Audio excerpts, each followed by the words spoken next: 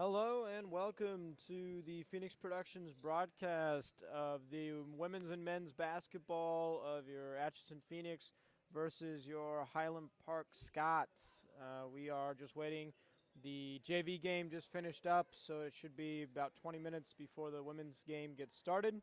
So stick around, and we will try and get you the warm-up camera soon. And then stick around for after the women's game because, of course, there is the senior night for a number of activities and sports in between the games. So there is an action-packed night from women's basketball to senior night to men's basketball. So stick around. You don't want to miss it.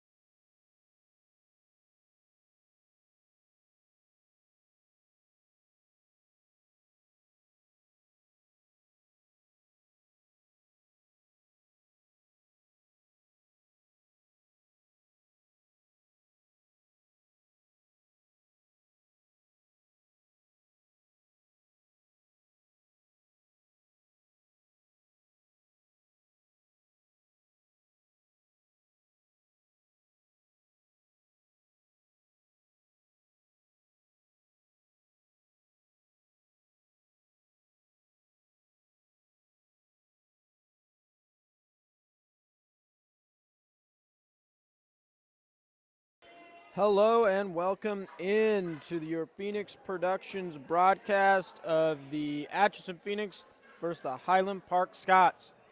It is great to be here, and of course our stream is sponsored by none other than Daylight Donuts and Heidi's Dress Shop. And we are excited to be here today. It should be an action-packed game. It's certainly going to be an action-packed night with women's basketball and then some senior night activities for some different activities in sports, and then finishing off with the men's game. So your starters for your Atchison Phoenix women's basketball team. Oh boy, they did not give me the correct starters in the slightest. All right, I will read them off as we go. I have men's starters, but I do not have women's starters. That is my apologies. We will get that to you ASAP as they get on the court. Same with the Highland Park Scots. I will do my best.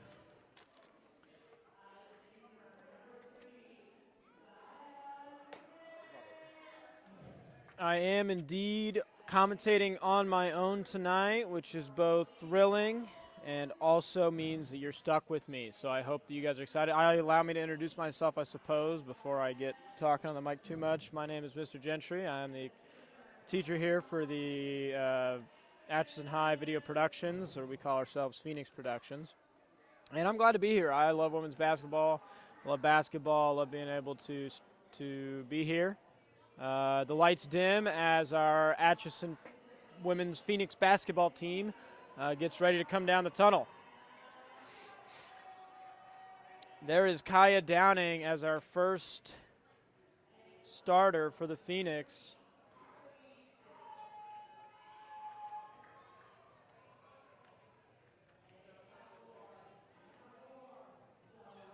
And then, of course, Carly Clem, number 3.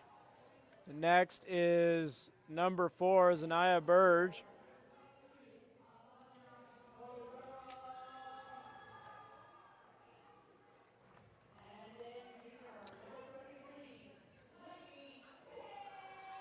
Number 22, Alondra Herrera.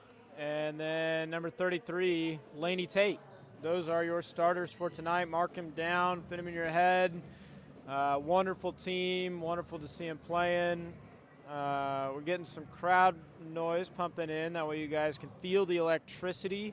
We set up just outside the gym, and that both allows us to have get our cameras into the gym so we can see what's going on, but also it lets us feel a little bit of the energy in the Atchison gym, which is just electric. I mean, it looks like it's a pretty good crowd. And the student section, while not packed yet, it looks like we've got people trickling in now, and we are excited. I mean, you can feel the electricity with the pep band here. A big shout out to them for being here and bringing the energy. Phoenix going to start off quick. Raya Bird's trying to get it into Downing down low, but they're going to swing it around top. And what we've seen in the past game, I mean, the Phoenix had a huge win last home game. So we're looking forward to seeing what they can do tonight. And I think a big key to their success is their ability to have speed. And look at that. They lose the ball, get it right back. They fight every chance they get, and Downing puts the first points on the board with a nice little spin.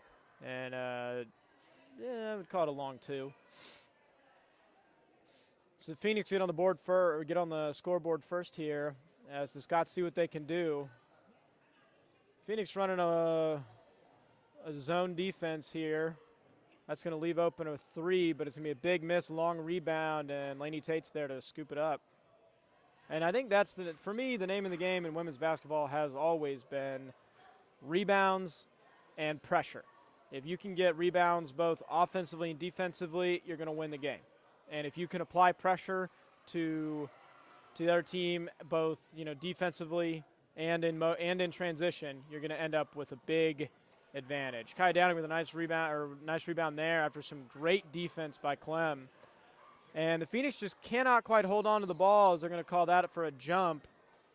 Phoenix just not quite locking it down. I don't know if they're moving too quick.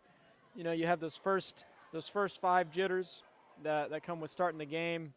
I'm not sure exactly what it is, but they just have not been able to hang on to the ball a ton tonight.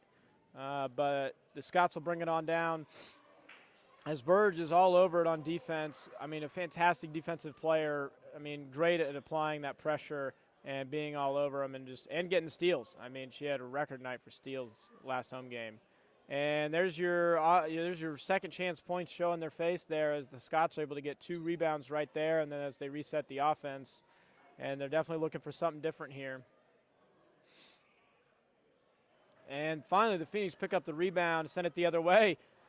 And Burge is going to get a great look in transition after a fantastic assist pass, and that's going to put them up 2 more points. And those points in transition are going to be big tonight as well, as we're going to see.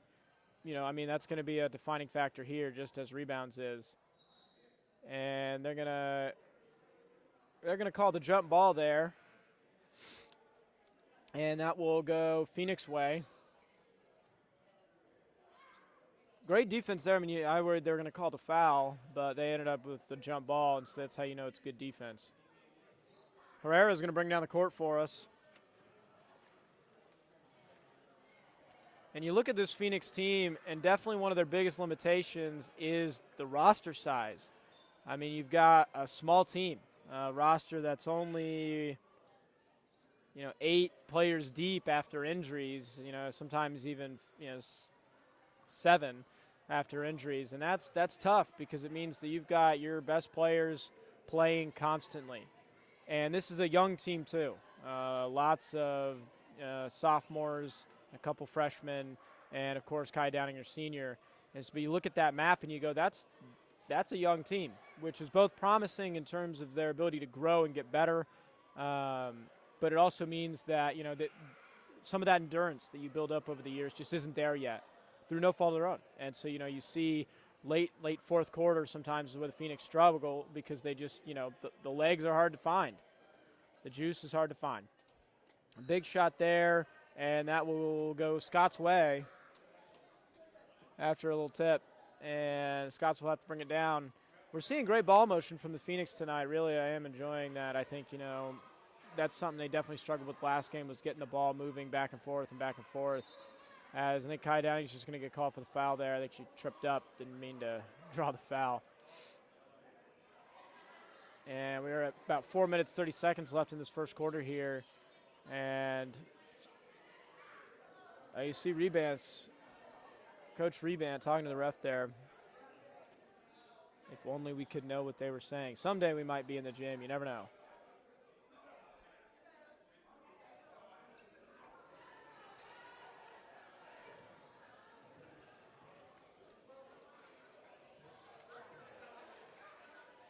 Big long passes here as the Phoenix try and get something moving. Kaya Downing's going to do a little spin there and try to get the same thing she did earlier. This time it doesn't go. And the Scots will bring it down with force.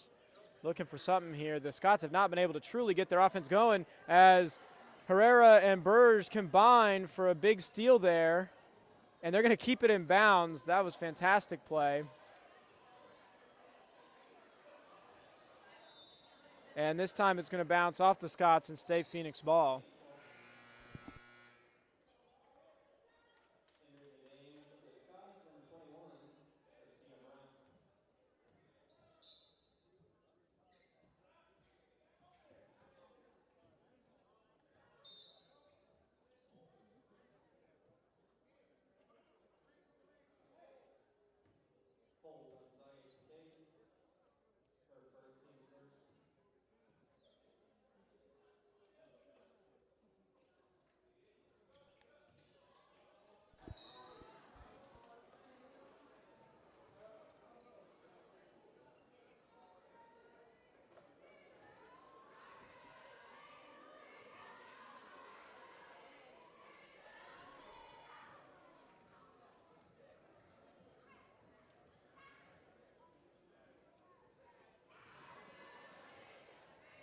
Downing in for free throws.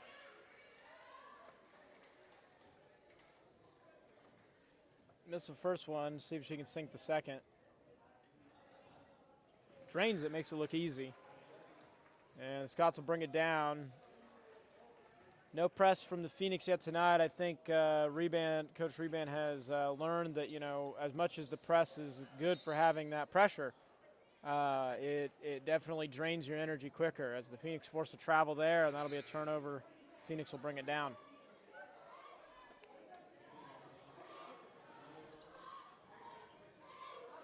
It looks like the Scots will bring a little bit of pressure here. As Clem gets it into Herrera, back to Clem so she can bring it down. And we're seeing a lot of great teamwork here. No one's hogging the ball. They're all working together to get the ball down the court, and then we're all getting open, and that's good to see. A big wild pass, going to get lucky to go to Herrera. She's going to put up a little floater and sinks it. That was a pretty little play there. Phoenix pick up 2 more.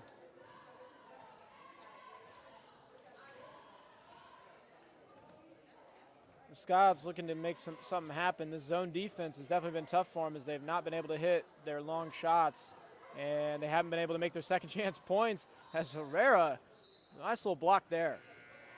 Swats it out of her face, puts it out of bounds for that Savvy Scott ball, but that's great defense. About 3 minutes left here in this first quarter. Sitting 7-2. There's the big wide 3 that you'd expect to see to counter the zone, and it doesn't fall. And Herrera will get the rebound and bring it up the court. And she'll just take it straight to the hoop, make it look easy, sink it. Count the bucket, call the timeout. It'll be a full one. So we will give a big, giant shout out to our wonderful, wonderful sponsors as they support our stream in more ways than you can know. They're sponsored by Daylight Donuts and Heidi's Dress Shop. So go on down and tell them we sent you. Let them know that the community supports them. They're both down and on commercial. And we will take the rest of the time out with them and be right back. Phoenix Nation.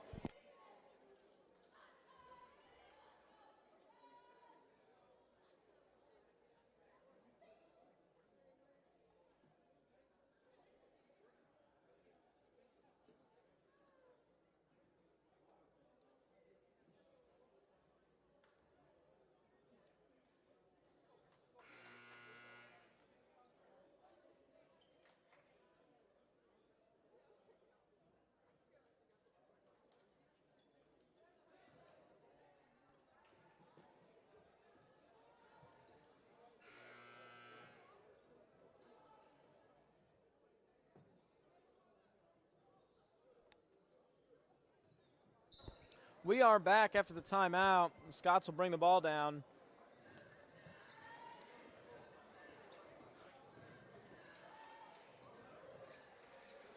Scots looking to make something happen. Another wide 3. And the Phoenix will pick up the rebound. I wonder if that's what they intended to draw up there, or if what exactly coach was looking at there.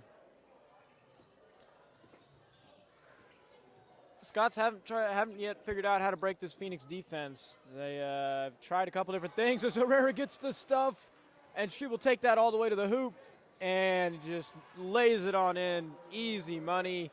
Count the cash, cash the check. Easy money. Herrera playing great defense tonight. As the Scots will take it right to the hoop, stops for a shot, and Clem will pick up this rebound. Phoenix have been crashing the boards on defense quite well tonight. Little collision there. Ooh, Clem with the big 3 just misses. As Downing will pick up the rebound, give it to Herrera. Takes a wide shot as well and just misses. And Scots will have a little bit of room to run here, but they'll pull it back out and run the system. Another wide 3, and they are 0 for their last 3 here. You think something's going to fall. I mean, that's how you break this Phoenix zone, I think, is by starting to make your shots. But, you take shots and, you got to just keep at it, I suppose. Downing with another contended shot. Shoots it right in her face and off the backboard into the hoop. Great shot. I think that's another strength of this Phoenix team is that they all know ball. They all can play. And they're not relying on any one player to really make it happen, both defense or offense. And I think that's big because if you're just relying on one, especially with a short roster like this, you can have some trouble later in the game. And as we're sitting 15-2, this Phoenix defense has been unstoppable. And just like that, Birch with another steal. I mean, my goodness.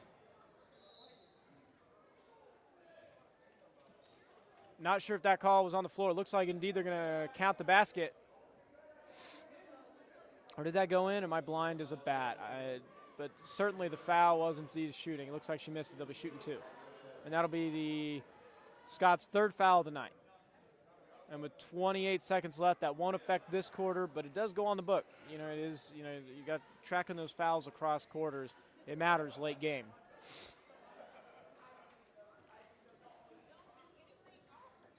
It is not, I mean, we do have an electric game here tonight. I mean, despite the fact that the Phoenix are dominating, I mean, it's still been a really good game to watch. The Phoenix are really making it entertaining, and that's good.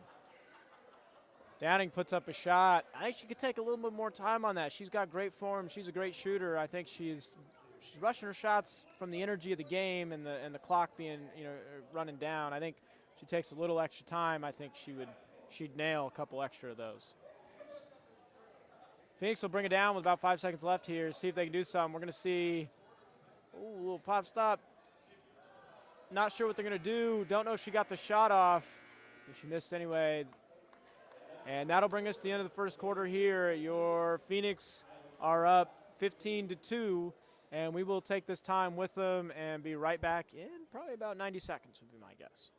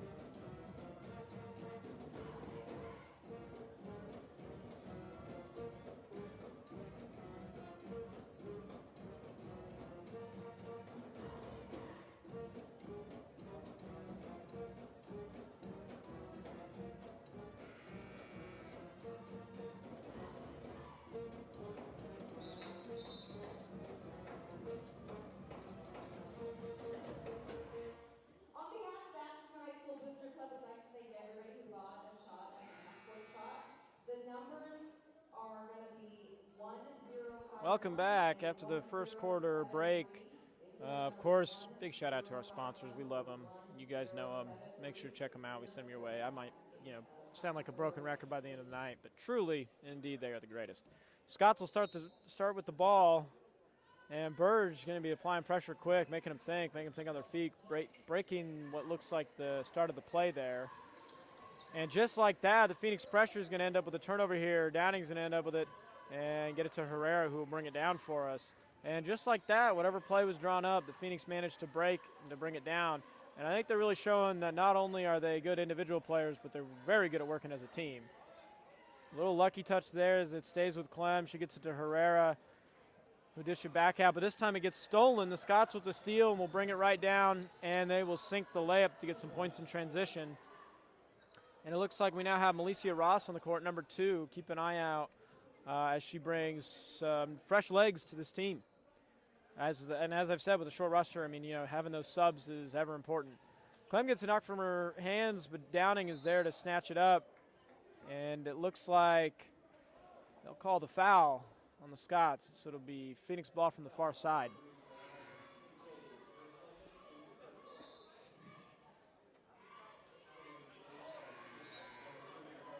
We hope you guys are enjoying this broadcast. We really do our best to bring you guys a good time. And of course, if there's anything we can do to make this experience better for you guys, we love learning and growing. And so let us know in the comments or send us an email.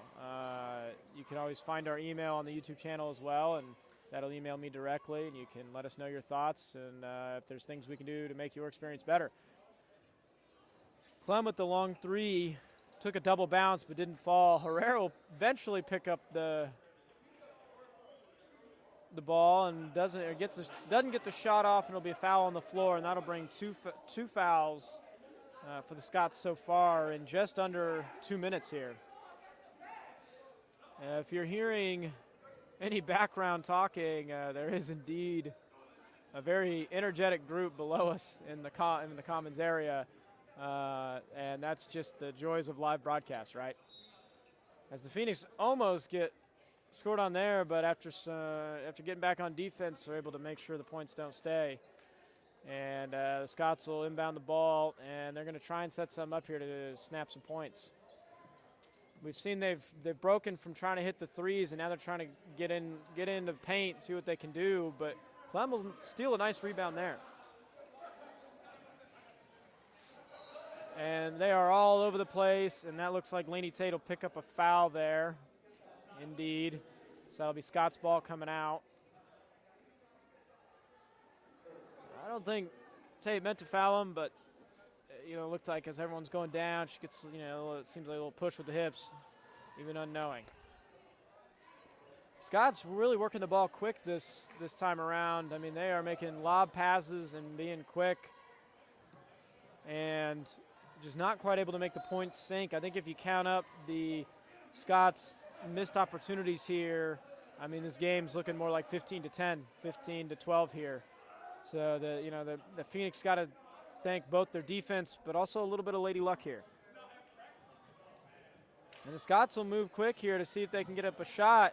And Burge, with some great defense, kicks it out of her possession, knocks it out of bounds. I got to say, if I had to pick a defensive player of the team, I'd give it to Zaya Burge. She's really, truly playing some incredible defense, not just tonight, in the past few games, and that's fantastic.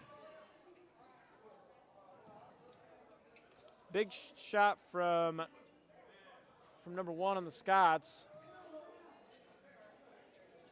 And after some long rebounding sessions, some second chance opportunities, Phoenix will come out with the ball.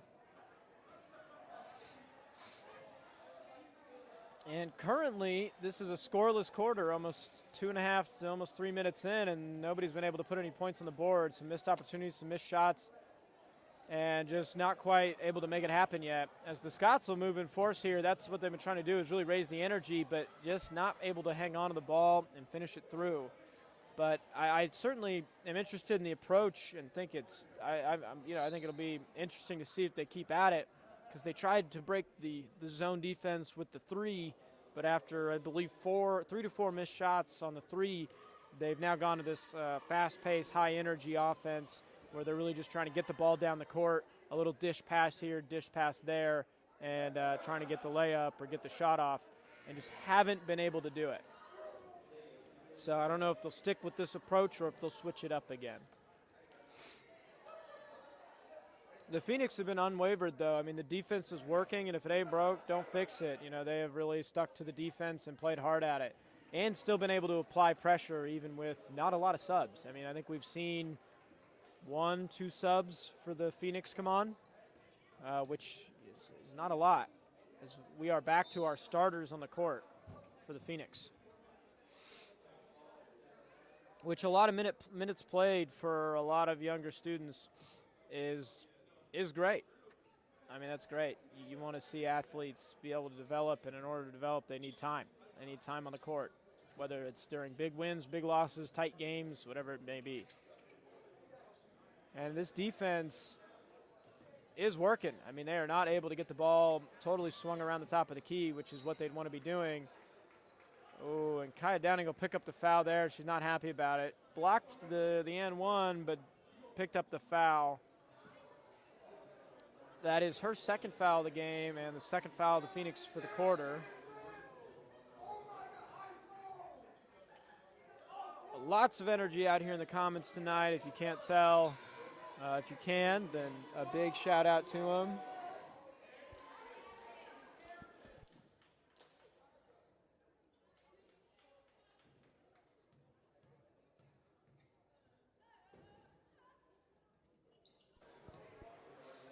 All right, just making sure everything's all right down there as the Scots sink both to make it 16-6. Long 3 goes clear over. The Scots will catch the rebound. And again, bringing it down quick in transition, and they're picking up the foul. And that's what the Scots should be doing, right? Pushing the ball, getting it down there, and trying to draw the foul. And just like that, they've now drawn 3 fouls this quarter. And that's free throws are half their points tonight. And so that matters.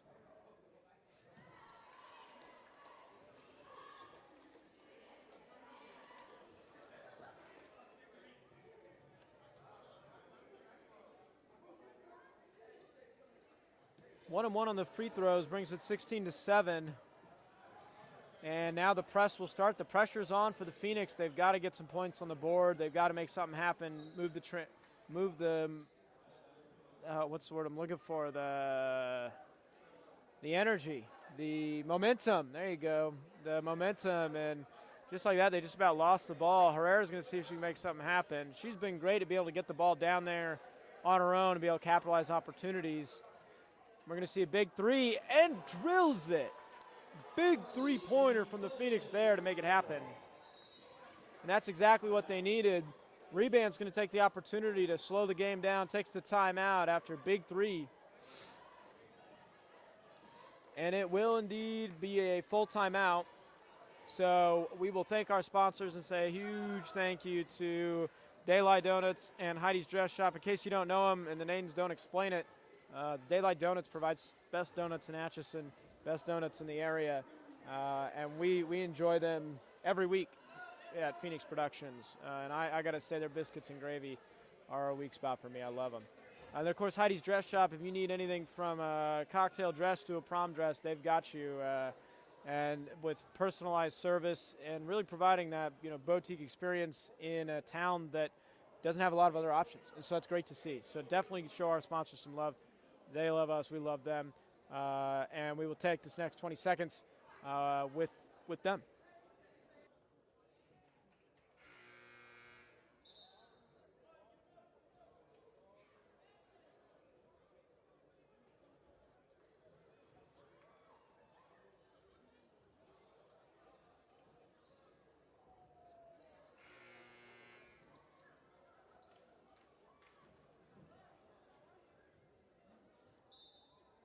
And we are back. Scots will bring down the ball. As you see, the Phoenix are already prepped in their zone defense, as they have not been running a press, anything on the other half of the court tonight, as they have just been relying on that zone. It has been working. The Scots finally pick up an offensive rebound. No shot, but a foul. And so that'll send them to the baseline. I would have thought that'd be a shooting foul, but it is not. But that'll put, with still 3 minutes 42 seconds left at 4 fouls, the Phoenix cannot afford to be able to send this team to the line for a long time. A big long shot goes right over. Herrera will catch that and bring it down with force. Gets it stripped from her, and that'll come back the other way for the Scots. Birds looking for a big defensive stop there. That was absolutely fantastic. She did not give up on the play. Burrs runs it back, knocks it from her hands, prevents the easy points there. That's the type of energy that I think makes her the defensive force of this team. That was incredible.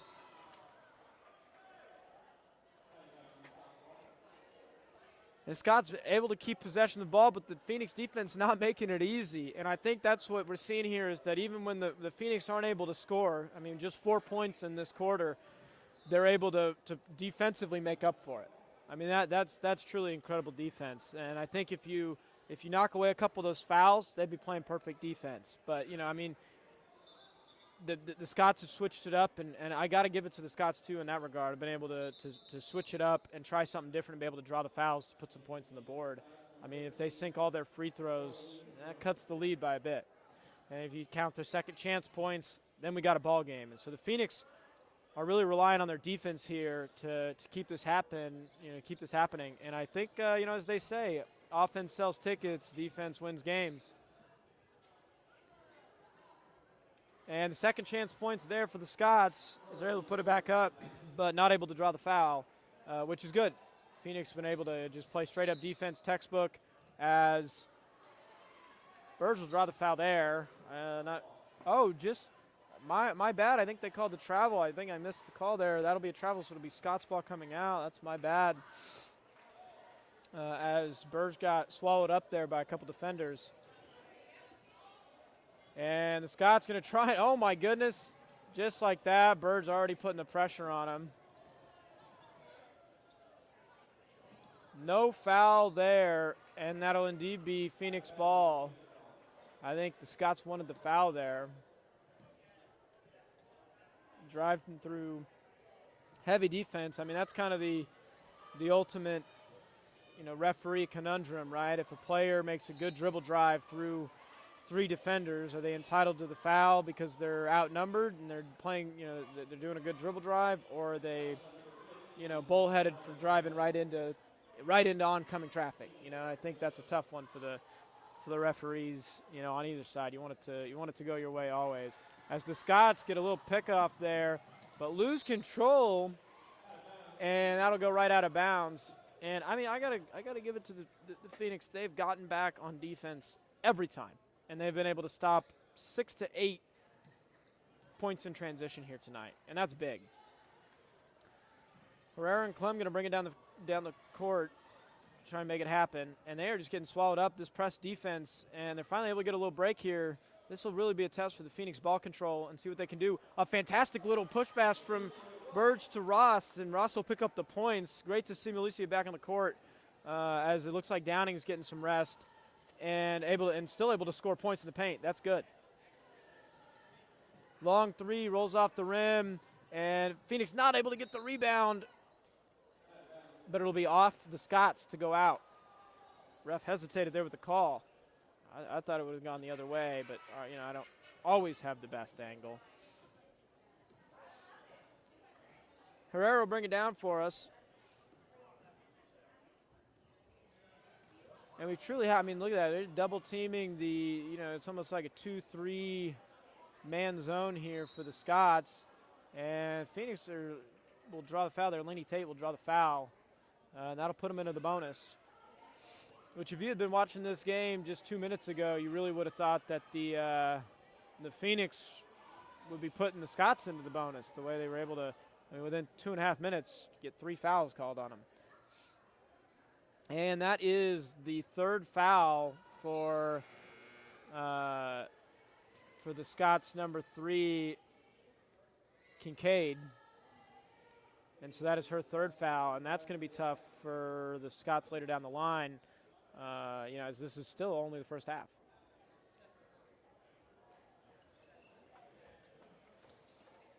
This free throw is going to go off the Phoenix on the rebound, and that'll be Scott's ball coming out.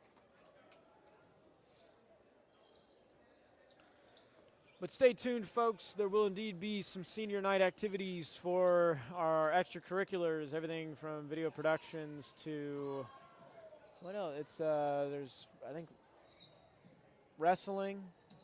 Is it not wrestling? Who is it tonight? That Hildman told me, and now I'm totally blanking.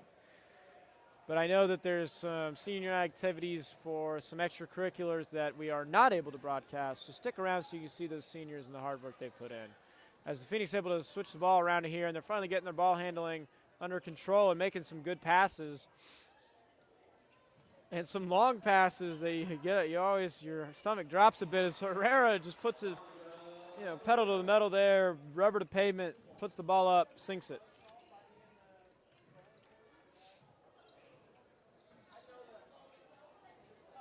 And Scott's still looking to make something happen quick here as they're going to get a shot off there, second chance, and there's your second chance points for the Scots.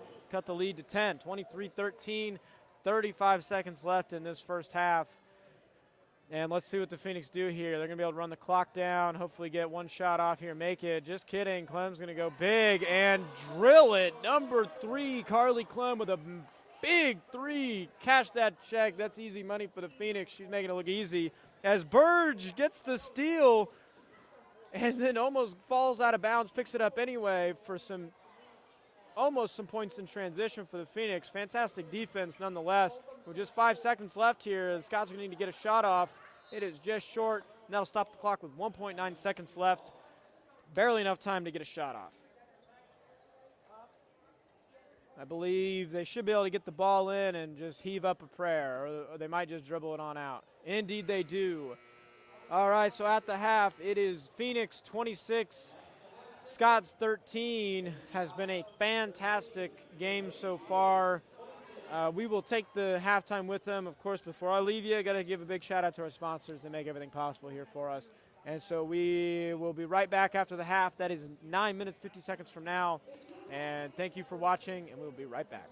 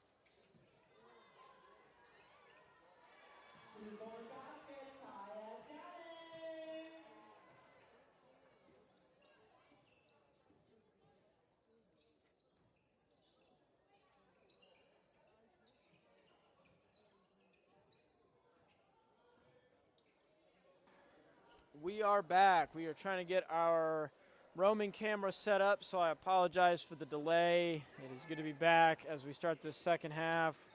2 minutes ago, we started this second half, and I'm finally here. The Phoenix up 28-13, looking to solidify the lead and build on it going into this time.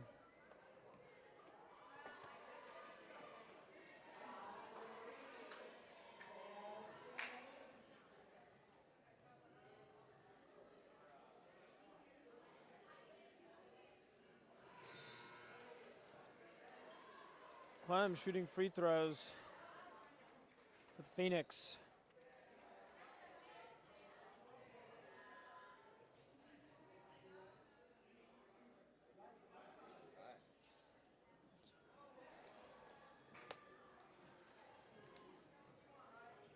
And the Scots will bring the ball down, looking to make something happen, and just a little too much mustard on the pass, sends it out of bounds, and it'll be Phoenix ball.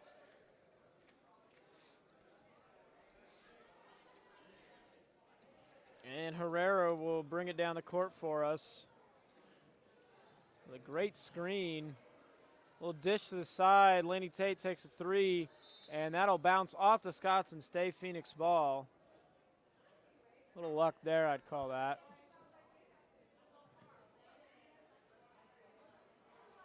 It's like Clem throwing in the ball.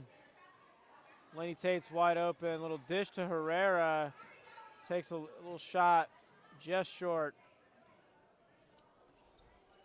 And the Scots will bring it down in force. A quick three. Doesn't get it, but the second chance shot misses as well. But that will. They'll be off the Scots going Phoenix way. And again, we're seeing that Phoenix defense clamp down and really give the Scots a hard time. There's a district at the top of the key, a big arc shot, just misses. Wide right. And that'll go out for Scots ball.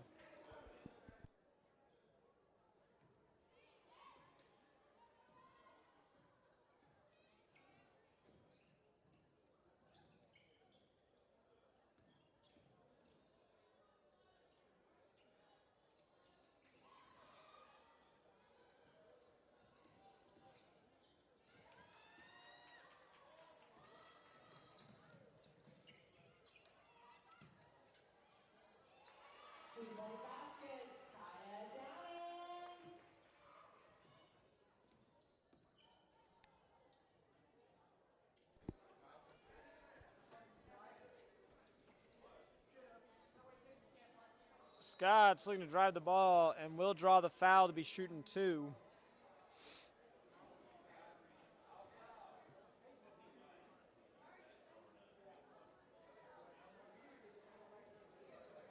There's our roaming cam if you're watching now.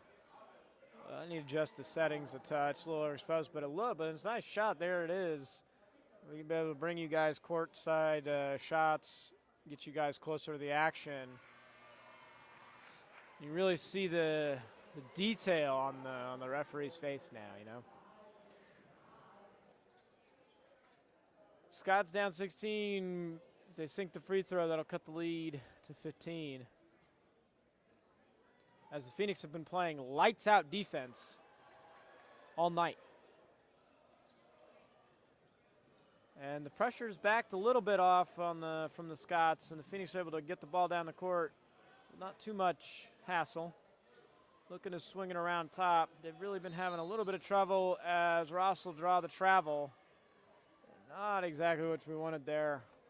The Phoenix have been playing a pretty clean game. They've only had a couple turnovers that have been glaring, which has been good because 2 home games ago, they had a decent number of turnovers that were not the best look, not what you wanted to see. But, from a young team, it's expected to have some of that, but as they got better. Downing with some great defense, hand right in your face, forces the miss. But the Scots will pick up the rebound, go for a long three off the rim, and they are not able to get the rebound, and she goes flying into her own bench. Looks like everyone's okay, though. Reset the chairs. And Phoenix will bring it in, and now here's the pressure. A little over the top pass to Bird. She's going to bring it down with pressure. Doesn't make the shot, and that'll go Scots' way.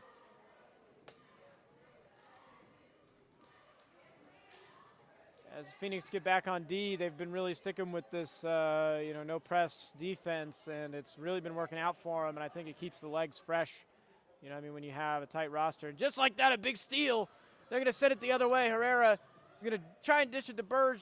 She'll catch it, but not in range of a shot. Downing's going to take a shot and sink it. The little pick and roll there for Downing puts up a nice little shot. Cap for 2. And I'm glad we got the points in transition as Herrera snags another steal. And boom, makes it look easy. The dynamic duo on points in transition as the Scots will bring it on down. Oh, a little triple step action there. Oh, a little shoot shiner off Burge, but gets it back to Downing. We'll roll it over the top of the rim, and then Clem will get the rebound and sink it.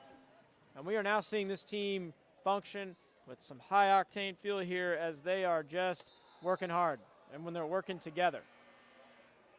Wanting to draw the foul, the Scots end up with a travel to send it the other way. And this Phoenix team is on a roll between points in transition, defensive rebounds, and forcing turnovers. I mean, this has been an electric 90 seconds here. So if you're just joining us now, perfect timing. We've seen a dominant Phoenix defense throughout this game, and now we're seeing this offense start to light up. So we see Coach Reban rallying the troops here, telling this team that I'm sure is getting tired, that they got to stick it out for a little bit longer, that they got to hold the line, hold the lead, do what they can. And I think that's got to be the hardest part for this Phoenix team, is that they just do not have a deep bench. When you don't have those players in reserve, these third quarter, fourth quarter, it gets tough. It gets tough. It makes my job look easy. I just sit here and talk basketball, yap it up, and they're out there working hard.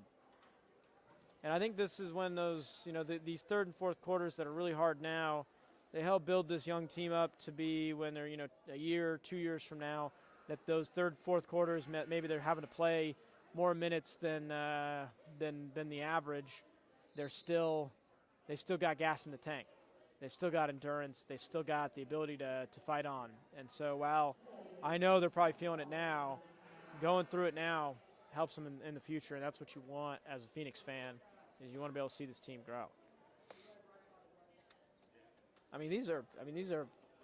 We got a primarily sophomore team here,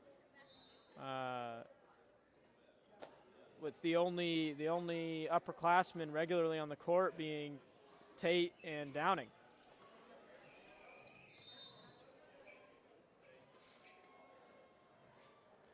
So I'm sure that the team looks to them as the clear, untouted leaders, because when you don't have a ton of upperclassmen, you got to lean on them for their experience and for their leadership, and I think it shows. The team has been working together great, and the Scots finally take a three. They've been trying to break the zone all night, taking a few threes, and they finally sink one, cut it 36-18.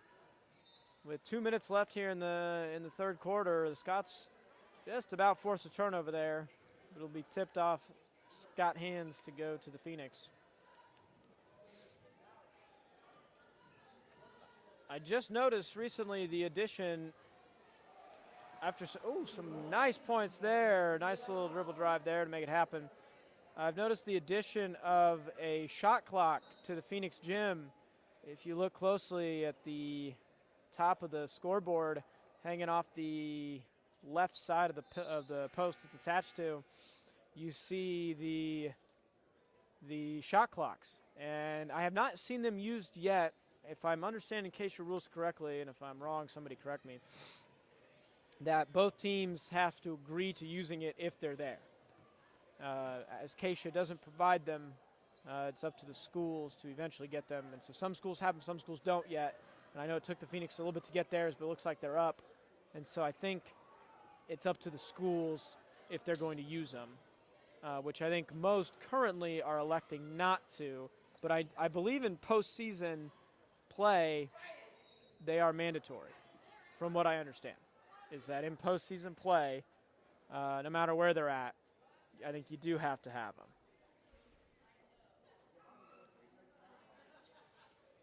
So I'm not sure if that postseason play matters if it's at home or not. A big three from the Phoenix to extend this lead. Oh, Herrera goes for the steal, doesn't quite get it.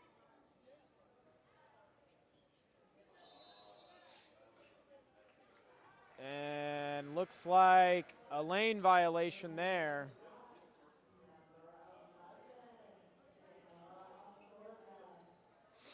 And that'll be Phoenix ball coming out as they will bring it up. And able to just get the ball down the court efficiently, dang near every time. Herrera with a little pass over the top of Key. And they're going to be some motion. Melissa Ross will take the three off the backboard. None of the Phoenix down low, but so the Scots will pick it up and bring it down with force. And they will lose the handles of it, and it'll roll right out of bounds to be Phoenix ball.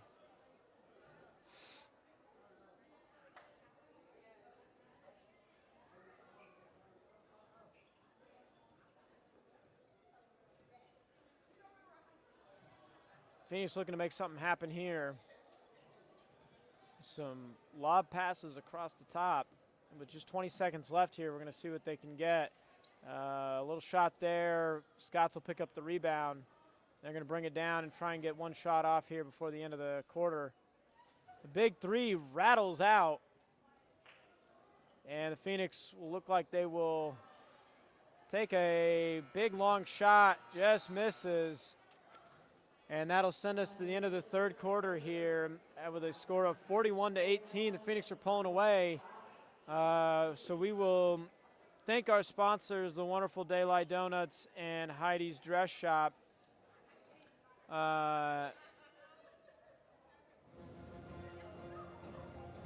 We can't do this without them, so big shout out to Daylight Donuts and Heidi's Dress Shop, and then we will take this quarter break with them.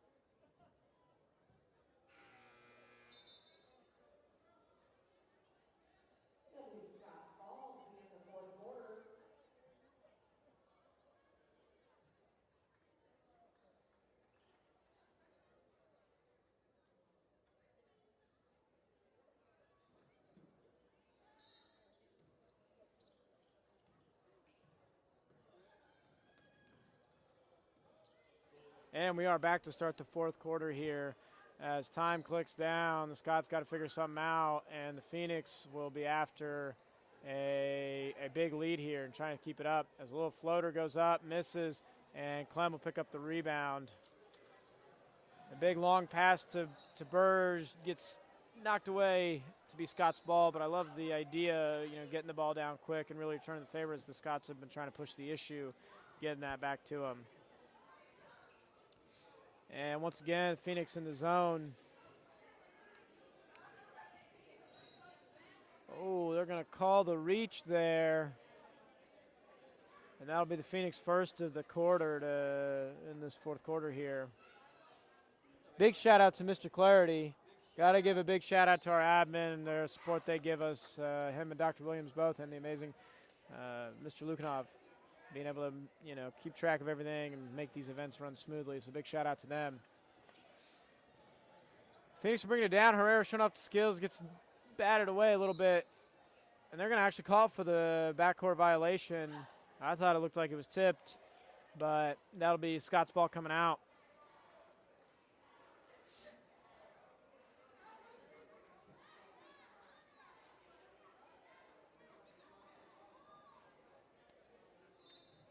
Scots will get it on the far side. And they're looking to make something happen here as the Phoenix stay in their zone. They've done a really good job of jumping out at you. Well, you know, jumping out at them when they got the ball. As Downing comes down with a great rebound there. Herrera not quite able to keep the handles on it, but able to hold the jump ball. Herrera's got the good ball, very, very good with the dribbling, getting around, but just not able to keep the handle on it and the face pressure here. But I think that shows that she's got the confidence to do it. It's just a matter of you know, ironing it out, smoothing it out. There's a big three there off the back iron. We brought down by the Scots, going for another Euro step, shoots it outside for a big three that'll rattle out, and Downing will come down with a big rebound. That little Euro step, or whatever you want to call it, you know, whatever the kids call it nowadays, is we've seen that a couple times. This is the first time she's dished it wide from the Scots. And it looks like it'll be Scots ball down low. They're going to call the foul on number 45 on the Scots. So Herrera will pass it into Clem, and they will be met with about 3/4 court pressure here as they're able to get it down, no issue. It looks like they're really chomping down on Herrera, though, trying to get her to make a bad move. But Bird's going to make it look easy after getting the bounce pass, and from the side puts it in. Been a dominant both defense and offense tonight. As there's that little jump stop shot, misses right, but the Scots will be able to get another offensive rebound as they're really putting their all into it. Shoots to the side. This time skates by her hands, ends up out of bounds for Phoenix ball. We want to thank everyone for watching and remind you guys that the men's game will come after this, and in between the games there will be some senior night activities or festivities for some different activities for you guys to watch, so we can recognize different groups that don't always see the recognition on camera. We'd love to be able to broadcast everybody, but it just doesn't make, it's just not possible. So stick around to be able to see those seniors and help honor them. Clem will get the ball in quick to Burge, who'll take the shot just short, and the Scots will come out with the rebound as they'll bring it down the other way.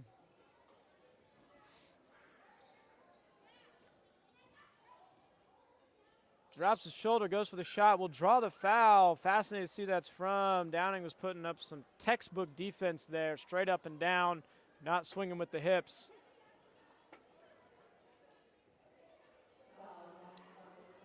Oh, indeed, they'll call that on Clem. I believe they called the reach on Clem there. So that'll be her first of the night. That's an achievement. You know, I mean, having one foul in the fourth, that's good. But that'll put the fouls at even for the quarter at 2. And the score 43-19. Just 5.5 minutes left here, folks. And the Phoenix looks like they're being able to pull away with this game. That's another big win at home. You love to see it. And the Phoenix will snag the rebound there. And Laney Tate looking around for some help, seeing what to do. Burge going to get it from Downing, and they're going to go down low. Downing puts up a nice little shot. The teamwork duo, Downing to Burge to Downing. Downing with a fantastic shot. Cash it. And then after some clamp defense there, that'll force the turnover as the pass was just a little high. And the pressure is still on from the Scots. They have not let up, as they indeed have a much deeper bench than the Phoenix. So they've been able to keep that press up for a lot longer. They've been able to make a few more subs.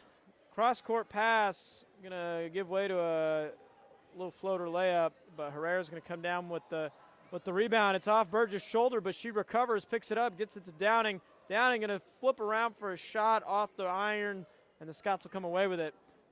That's pure game sense on Burge for being able to just look around and see that ball hits her shoulder. It's up in the air. She had no idea where it was.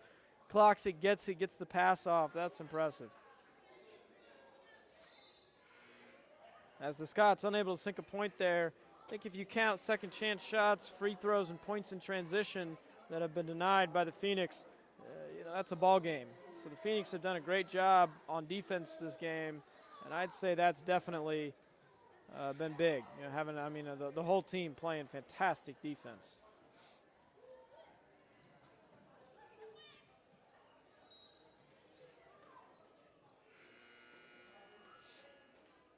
Ball slips away from Herrera.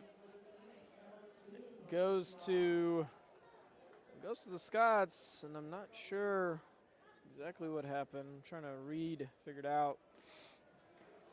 Either way, it ends up baseline with Phoenix ball. I think maybe it was a jump. Oh, no, there they go. They counted the foul. So it was indeed a foul against the Scots. Kept it down low.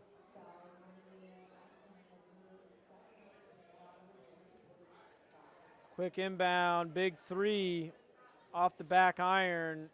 Ross will get the rebound. Pass gets stolen, and Burge will will foul on the steal to prevent the points in transition. Well, 4 minutes left.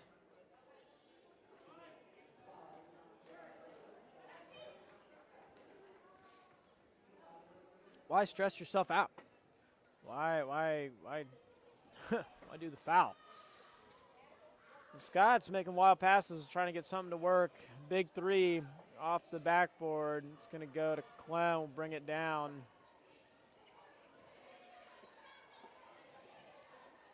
Lots of little passes here as Herrera's going to take a little floater. Not quite enough on it. And that'll go out for Scott's ball.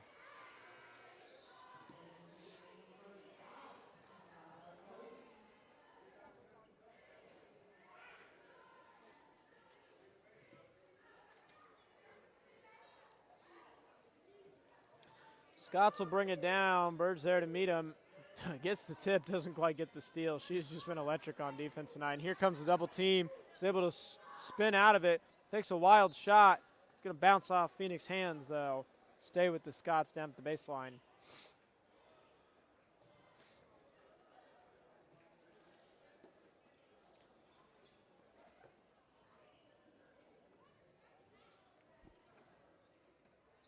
Scott's looking to draw the foul there, but not able to get it. Taking a couple wild shots before Downing's able to snatch the rebound. Gets it to Herrera on the long pass, but it's going to be off the shoe of number 4 for the Scots to stay with the Phoenix.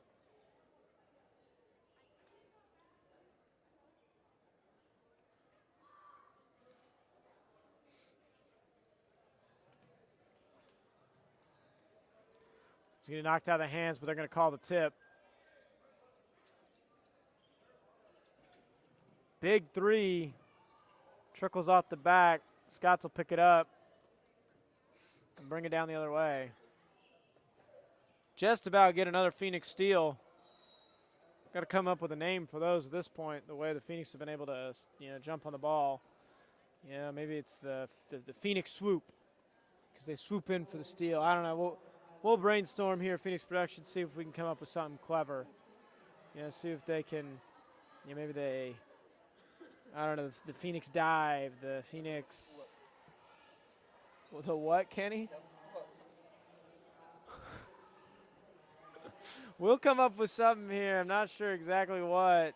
We'll have to come up with something clever. I mean, especially if they're going to keep playing like they've been playing, able to steal the ball with ease, because they definitely don't make it look hard.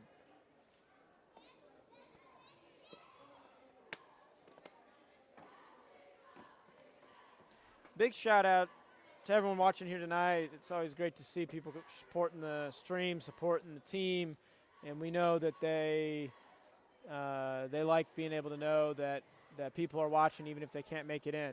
No matter where you're from, no matter where you're at, it's good that you're able to watch. It's good that you're able to, support us, support the teams. That's always great to see. So a big shout out to you guys for watching along tonight and being with us. Obviously, we still got some more basketball to play. 3 minutes of it. And this Phoenix team has been electric. It's 45-19 here. And, I mean, the highlights of the night, to kind of summary recap here, the highlights of the night have been the Phoenix defense and their ability to stick to the zone and work hard and work as a team to make sure that, whether it's trying to build the intensity and rush it in quick, or it's trying to shoot the threes, they're there. They're fixing the ship. They're working hard to make sure that nothing's going to break the zone and get in their way of playing good defense. And obviously some standouts rebounding wise. I mean, Kaya Downing has been, just dominant down low, not letting anything get by her on defense. I mean, she's been great. Burge and Herrera have been playing great defense, steal after steal after steal.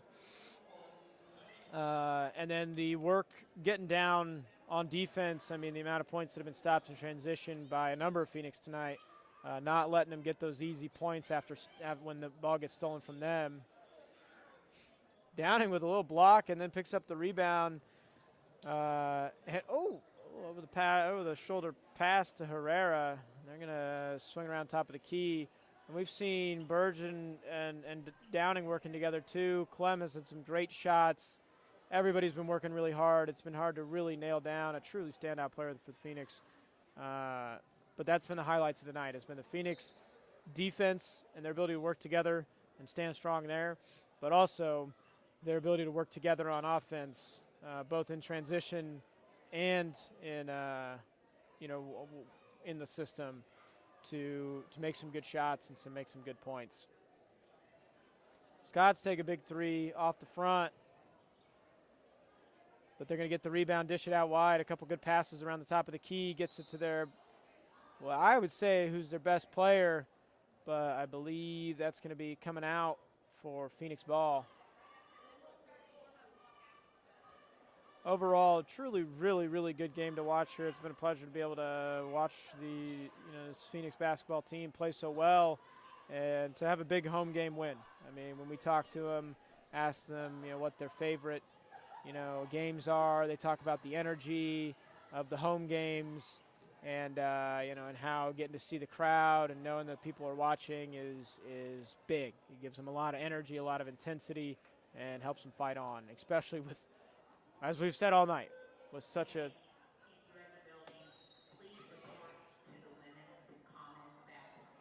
announcement coming over the live speaker. Not sure if you guys can hear it, but they interrupted. Just want to make sure that nothing is the matter. Everything is A-okay.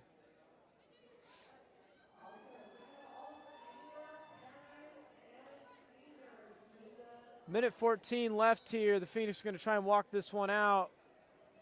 Don't forget, folks, if we've had any new folks jumping in, that we've got senior night festivities for different activities coming up, and that'll be in between the women's game and the men's game. And then the men's game will be tonight, so stick around. There definitely is plenty more action for the night. And after this game, there will be a short recess and then a 20-minute warm-up, and then we'll go. So we will leave. During that warm-up, we'll cut to our graphic and show the clock. That way you guys can check in and see how long till your Phoenix men's basketball take the court. Less than a minute left here. The Scots going to try and put some last points left here on the board, and the Phoenix going to clamp down and hold their feet to the fire, is trying to get them to hold that line at below 20 points. Looks like they just might do it. Herrera really showing the moves here. She's going to draw the foul with 36 seconds left. And the Phoenix, I mean, my goodness, I could go on and on and on at this defensive game. It's been incredible.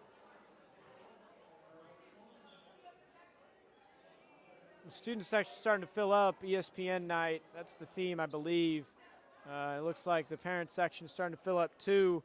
Ever since, middle of the first quarter, it's been starting to show. That's always great to see the community come out, when they can make it in person, make it in person.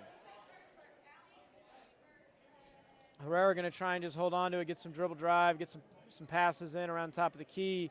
I think the Phoenix going to try and run one more little play here, see if they get one more shot off. But 45-19 is looking like you're finishing score here, and the Scots are electing not to foul out here, which I commend. But they're going to try and make sure they don't get that last shot off. As the Phoenix will hold it here and ride it out to end the game, 45-19. Folks, that is a big Phoenix W for your Atchison Phoenix women's basketball team. thank you for watching. Thank you for being here. We will cut to our graphic until they are set up for the senior night festivities. Thank you guys for watching. A big shout out to our wonderful sponsors, Daylight Donuts and Heidi's Dress Shop. Tell them we sent you. Head on down to Main or head on down to Commercial, and they are there ready to give you great service and great donuts.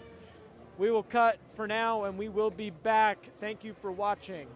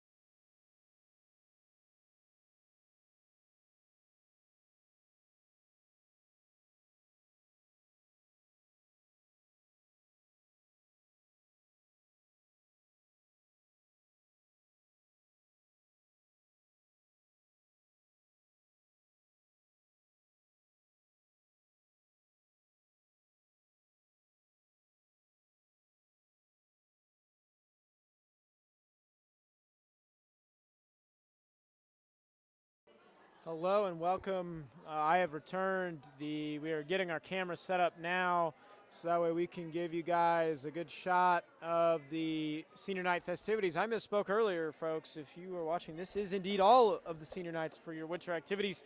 Everything from basketball to VP to dance team.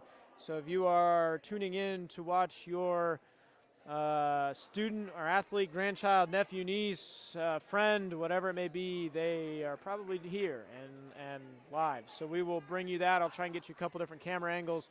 We have a couple of our very own senior VP students out there, so we're a little shorthand at the moment, but we will bring you the best thing we can.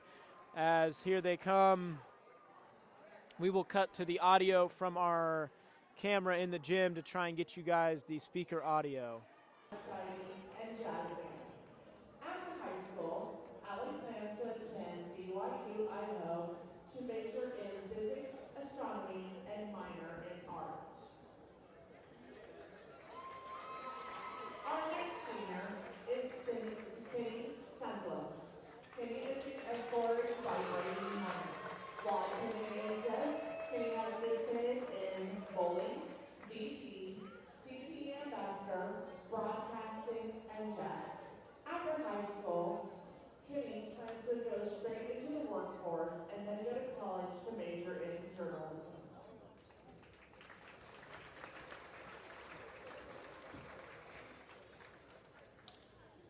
Our next senior is Javante Cup.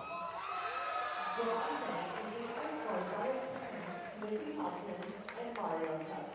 While attending AHS, Javante has participated in football, basketball, track, JAG, and trio. After high school, Javante plans to play basketball and major in business.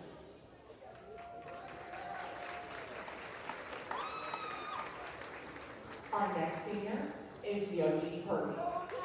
Yogi is being escorted by his parents, Easy and Kristen Purdy, and his sister, Maris.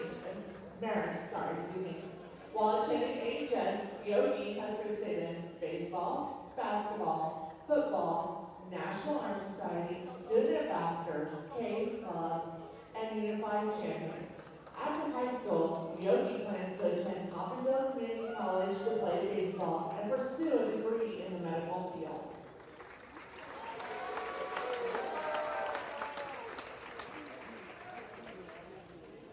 Our next senior is Josiah Thompson. Josiah is being escorted by his parents, Maria Dorson and Stephen Thompson, and his siblings, Jeremiah and Kiana. While attending AHS, Josiah has participated in basketball, all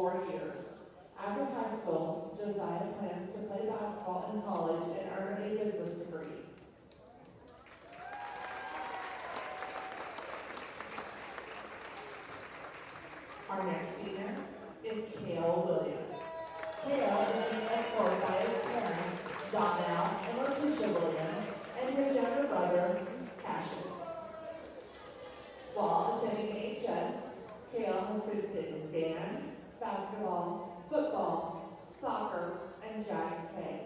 After high school, Hale plans to play college basketball and study sports management for recruiting.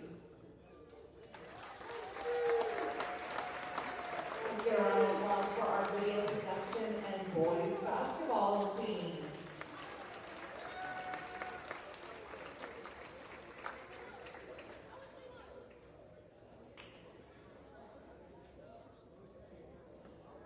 And now our next senior is Kaya Yanni.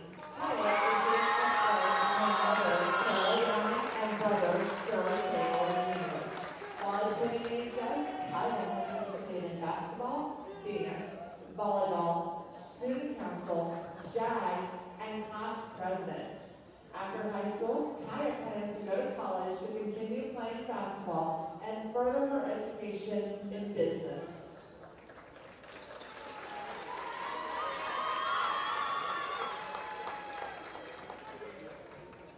Our next senior is Sarah Loreto. Sarah is the escort by her host parents, Sandy and Jack Healy. While attending AHS, Sarah has participated in the dance team. After high school, Sarah plans to go back to Italy and have another year of high school, and then she would like to study medicine to become a vascular surgeon.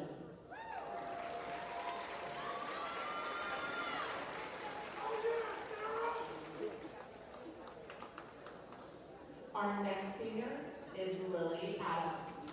Lily is being escorted by her dad, Randall, and sister, Grace. While attending AHS, Lily has participated in cheer, soccer, adrenaline, student council, student ambassadors, class vice president, scholars bowl, walking club, Bible buddies. And after high school, Lily plans to attend college to pursue a degree in elementary education.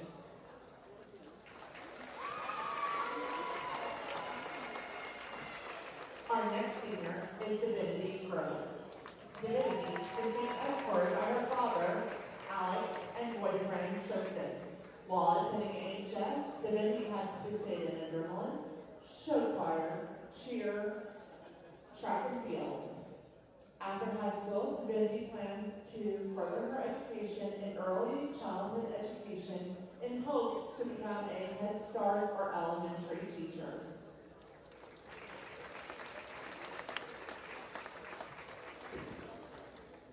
Our next senior is Kylie Hazelbury. Kylie is being escorted by her parents, Beth and Richard. While attending AHS, Kylie has participated in cheer and unified bowling.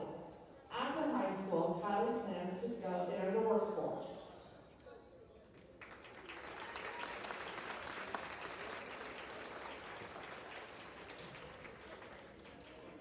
And our final senior this evening is Gracie Knoll. Gracie is being escorted by her mother, Amy Knoll, and grandparents, Shirley and Tim Scout. While attending AHS, Gracie has participated in volleyball, cheer, National Honor Society, Pep Club, and FBLA. After high school, Gracie plans to attend Kansas State University and major in elementary education to become a teacher. Congratulations again to all of our seniors, and thank you parents, family, friends, and students for coming tonight to support them. Let's go Phoenix!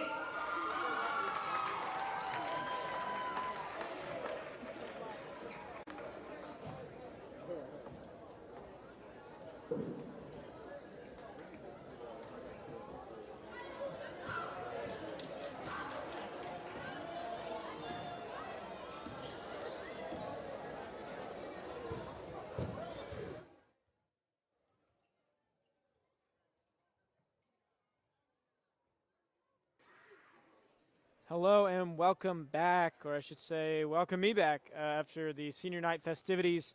They're about to start the clock for this 20 minutes of warm up, and then the men's game will start. So we will leave it on the center cam here that way you guys can see, and we will leave the score clock up that will count down till the game time. So stick around, folks. Hope you enjoyed the senior night. I'm hoping everyone was able to hear. We tried to bump the audio up so that way you guys could hear it through our cameras. I'm sure it wasn't perfect, but we tried our best to bring you guys the best thing we can. So stick around and enjoy the time. We will be back in a bit.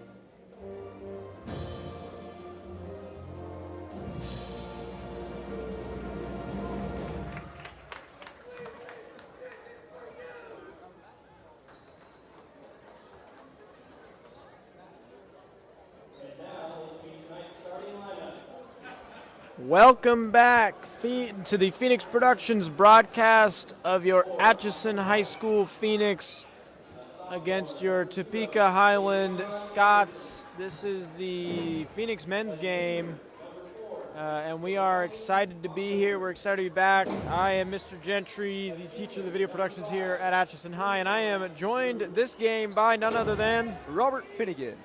And he will be helping me out on the mic. He was working camera last game, did a great job. Got him switched out, and he's going to hop on the commentary with me, so that way we can have a great game and we'll watch.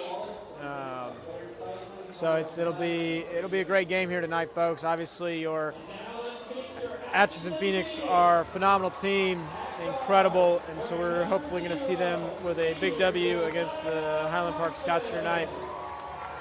Your starters are, we're competing with the crowd sound right now, aren't we? There we go. That's going to probably sound a little better on your ears.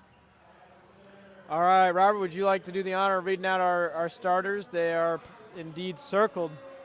I can read out the starters. Josiah Thompson, a 12th grader. We have number 3, Jeremiah Thompson, an 11th grader. We have number 5, Javante Kelly, a 12th grader. We have number 22, Kale Williams, a 12th grader. Number 33, Yogi Purdy, also a 12th grader. And there you have it, folks, your starters for this game. As the lights flicker, the energy is electric. They are circled up out there, ready to go. And we will get ready to start the first quarter here. And the Phoenix looking strong tonight. I mean, this is a big crowd, the band playing, the dance team there, the student section nearly full with the parents section packed like sardines. It should be a good night, good Sardines. Energy. You can feel it. Let's go Phoenix indeed. We love to see the energy. And it's funny, I asked some of the players sometimes if they ever think about the broadcast and anything like that, if that factors in on them. And they do say that it's nice to know people are watching out there. Yeah, I think it was it Yogi Purdy that said it made it feel big time. So, it does indeed definitely have an effect. They know that the cameras are on and they are live and that people are watching. So we thank you guys for supporting as Phoenix win the tip to start possession here. An early 3 off the back iron. Yogi Purdy going to chase it down, though. Great to see the big man get the wheels on.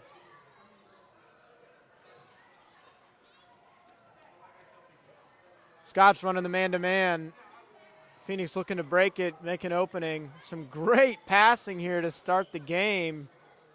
And they are keeping the speed up. Yogi Purdy going to take it straight to the hole, get his own rebound, put it back up, and that will fall. Very good.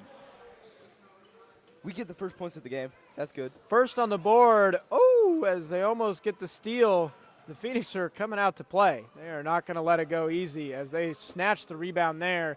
And rebounds are probably going to be the name of the game tonight, it seems.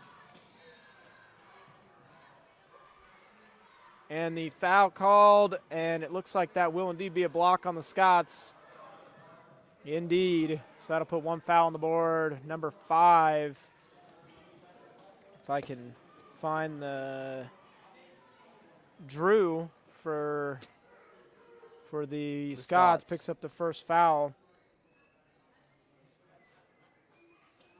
Makes it look easy, drains the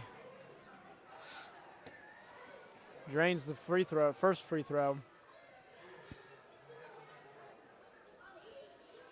Well, Robert, we're just 1 minute into this game, and the Phoenix are coming out like they're on fire. I'm running from the building. You think they can keep up that pace? I think so. I think we've had a pretty good season this year, this go-around. We've won most of our games, if not like a large majority of our home games. Unless I'm mistaken, the Phoenix are still undefeated, I believe. Knock on wood. I haven't seen us lose. And I think that's a testament to both the team's ability to work together, the leadership that they each provide, and also the amazing coaching staff that goes into it.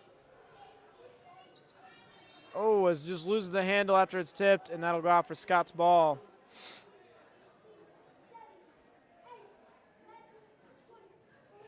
You got to give it to Coach Battle, May, and Arnold being able to, put together a great team, build on what they know.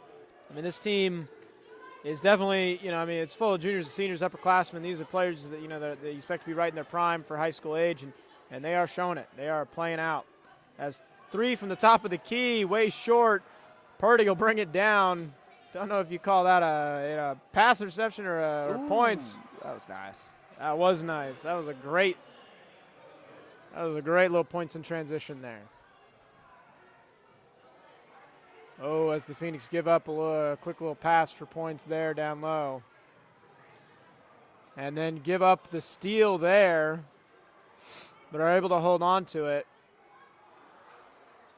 Devontae Kelly getting fancy with it, doesn't hold on to it. And an absolute bullet of a pass there.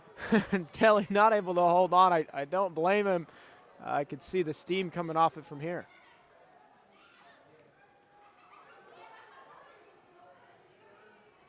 Scots will bring it down with a little pressure as Phoenix break into their man-to-man.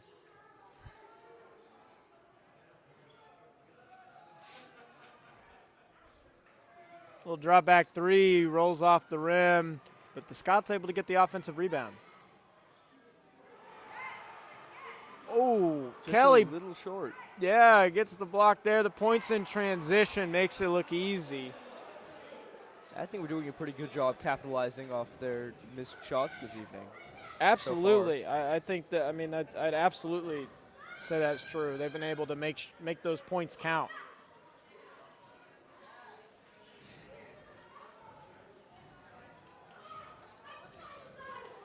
Scott's looking to make something happen, trying to get some movement here. After a screen, he's going to take it himself. That puts it in. Gotta say, that's some athleticism there. And it looks like we will have a timeout from the Phoenix, and they will Be back in 30 seconds. Yeah, it looks like a 30-second timeout. So, Robert, let's start to a big thank you to who?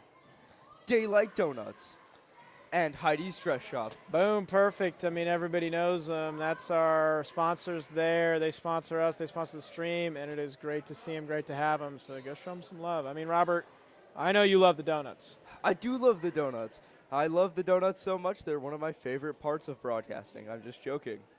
Oh, I believe that. I definitely don't Broadcasters get broadcast for donuts the as a donuts. reward for their work. I can't pay them money, but I can certainly provide them donuts. And, it's good. They're great. They're great donuts. Best in town, I think. Certainly. Williams looking to bring the ball down. Gets it over to Thompson. I don't know the men's team quite as well. I have not commentated as many of the men's games as I have the women's games so far this season. They take the ball. Wow. And they will draw the foul, but not the N1. I have not been able to pull up the stream. I usually like to check it on my phone as we go, and there we go. My internet's back up and running. There we go. You should remember to drop it a like. Oh, I already have. Oh, you already did?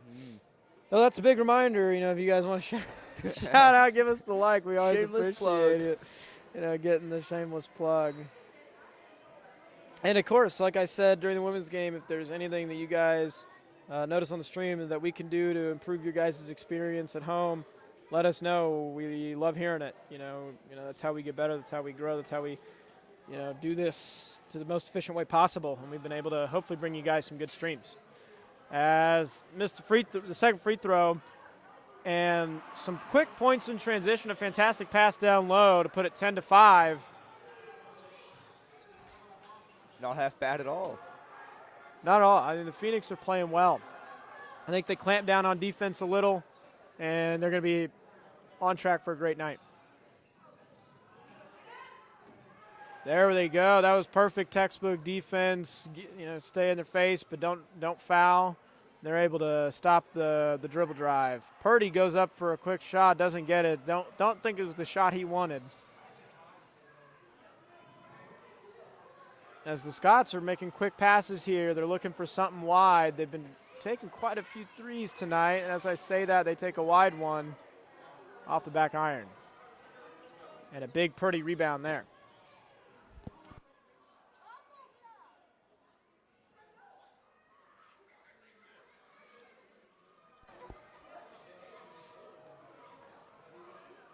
Williams going to do a little pick and roll, give a nice little three. Doesn't land. We're seeing the Scots really push the issue and go straight for the hoop, and I'm not sure, it has not been super successful yet. So I'm interested to see if they keep it up throughout the game.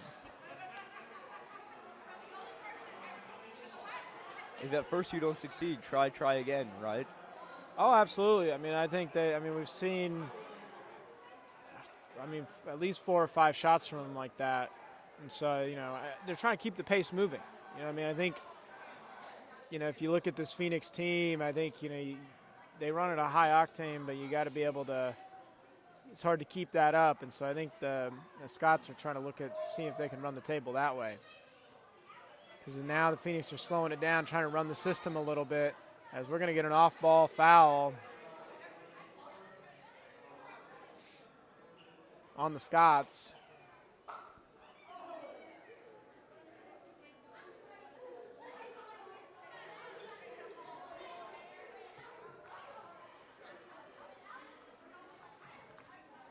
The inbound to the quick shot.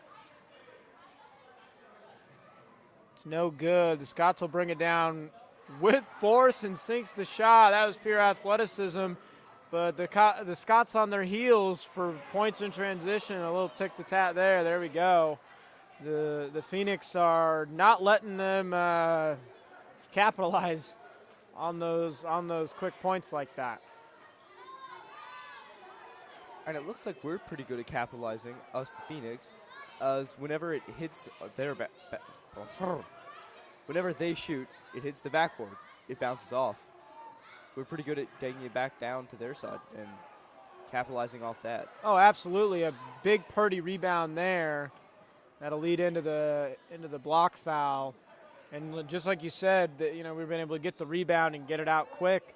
And as we see here, they either foul or we get the points in transition. We move quick. That'll be 12-7 with 2 minutes left in this first quarter. And I got to say, kind of low-scoring half. Typically we've seen, or low-scoring quarter. Typically we've seen the Phoenix able to put a few more on the board, but they've been able to keep the Scots low too. So I'm wondering if this is just a big defensive game. We have a nice lead. We'd still win if we maintained it. Oh, absolutely. I think Phoenix got to keep doing what they're doing, and keep staying afloat here.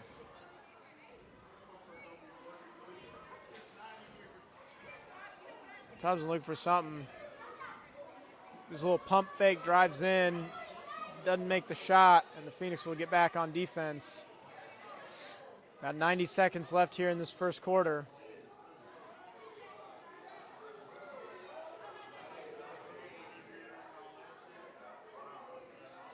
Tries to put the shot up in Purdy's face, doesn't go.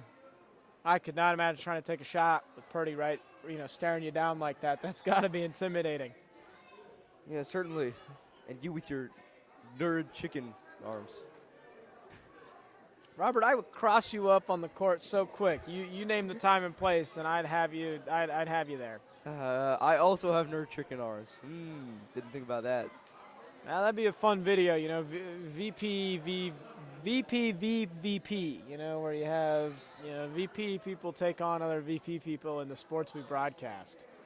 I think it would reveal us for the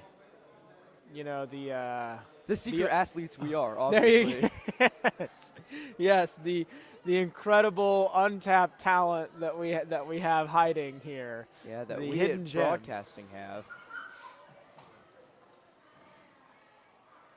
Some good passing there. Zydron looking for a shot. Instead, Thompson will take it. Bounces off the iron, but Kelly's going to get the second chance and put it right back up to extend the lead a little as its clock's winding down here in this first quarter.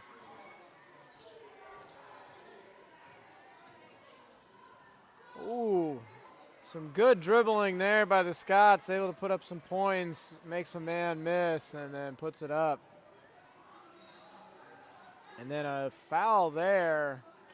I'm a little surprised to see the foul from him this late in the quarter, enough to stop points in transition.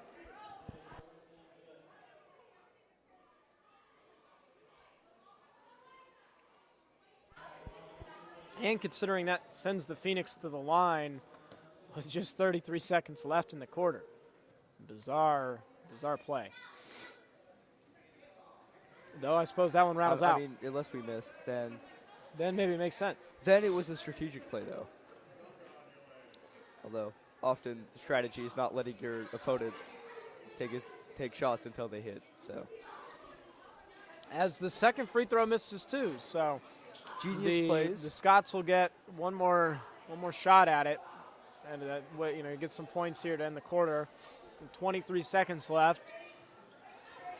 The Phoenix have gone into a little zone defense. Looks like they're trying to control the gaps here, make sure that they're going to get nothing easy.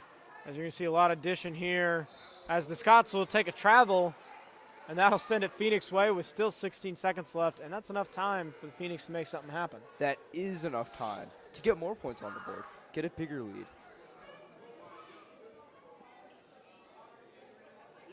Phoenix student section is roped off. They're getting a little energetic there, seeing their team be competitive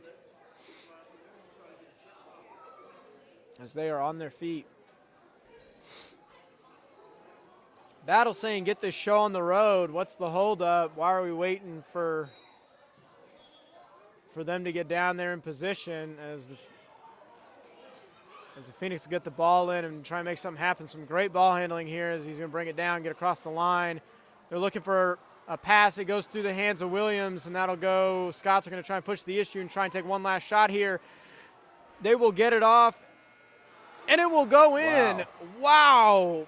Off the iron to the backboard, back in, and that shot was certainly good. Gets it off before the buzzer. They're going to have a official zebra convention to try and talk it out, see if they think it was before, but I think if you rewind it, I would almost guarantee that was in.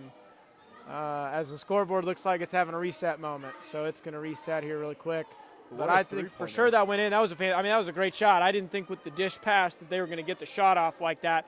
Game, respect, game. That was a good pass. After it bounced up, I thought it was bouncing out. Oh, absolutely. I thought it was going to roll off the opposite side, but instead that went right in. Looks like they'll throw it to the quarter.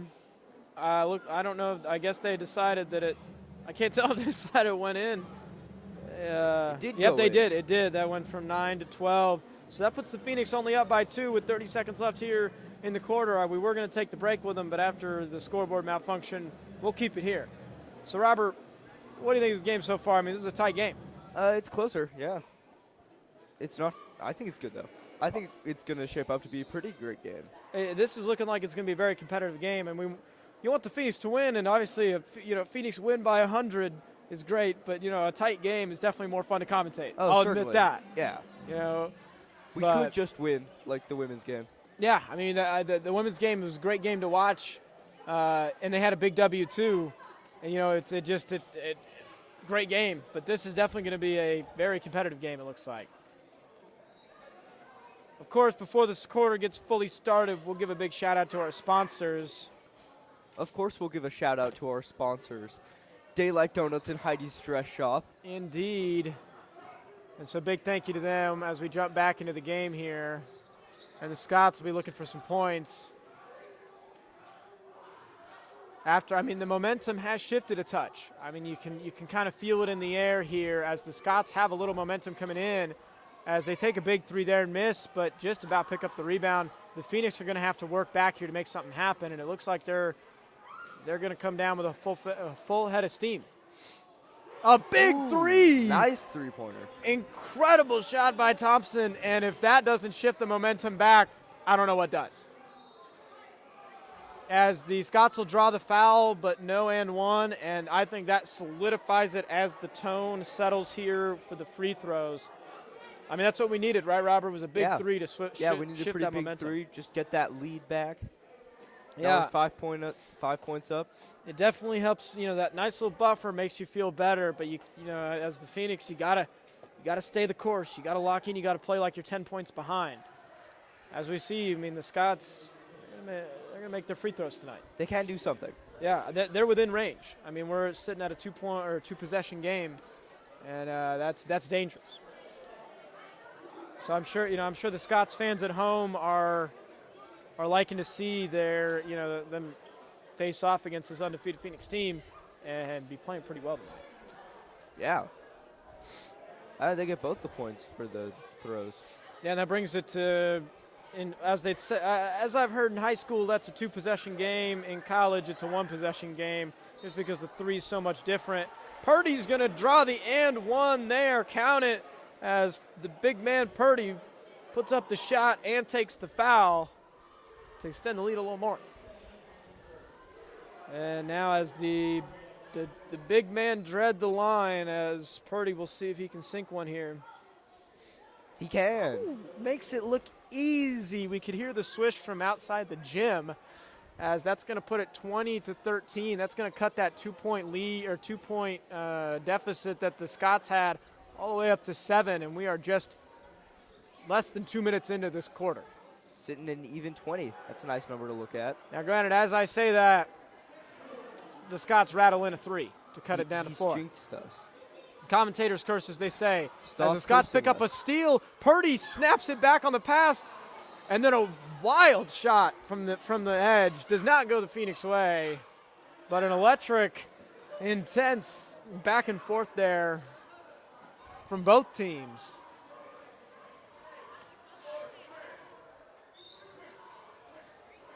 Scott's going to bring the ball down, looking to capitalize on the defensive stop. And as I say that, Thompson gets the steal. He's going to bring it down with speed. With haste. With haste, and steals a foul there. So that's going to be, he should be going to the line for 2. And in just 2 minutes, that's 2 fouls for the Scots. And that is number 0's second foul of the game. Davion Anderson. Oh, is that what oh. So I understand it now. 0's second foul. Oh, that's yeah, what those so numbers it's, are. left is the player's number and then the number of fouls they have for the game. And then the team fouls are on the bottom there, and those reset every quarter. So after 5 fouls, you're at your 5th foul, you automatically go to the free throw line. Okay, I got that part. Yeah. That one makes sense. So your team essentially gets 4 fouls each quarter that don't, that just cause a change of possession and don't send you to the line. That's, of course, if they aren't shooting fouls. If they're shooting fouls, you're going to the line, of course.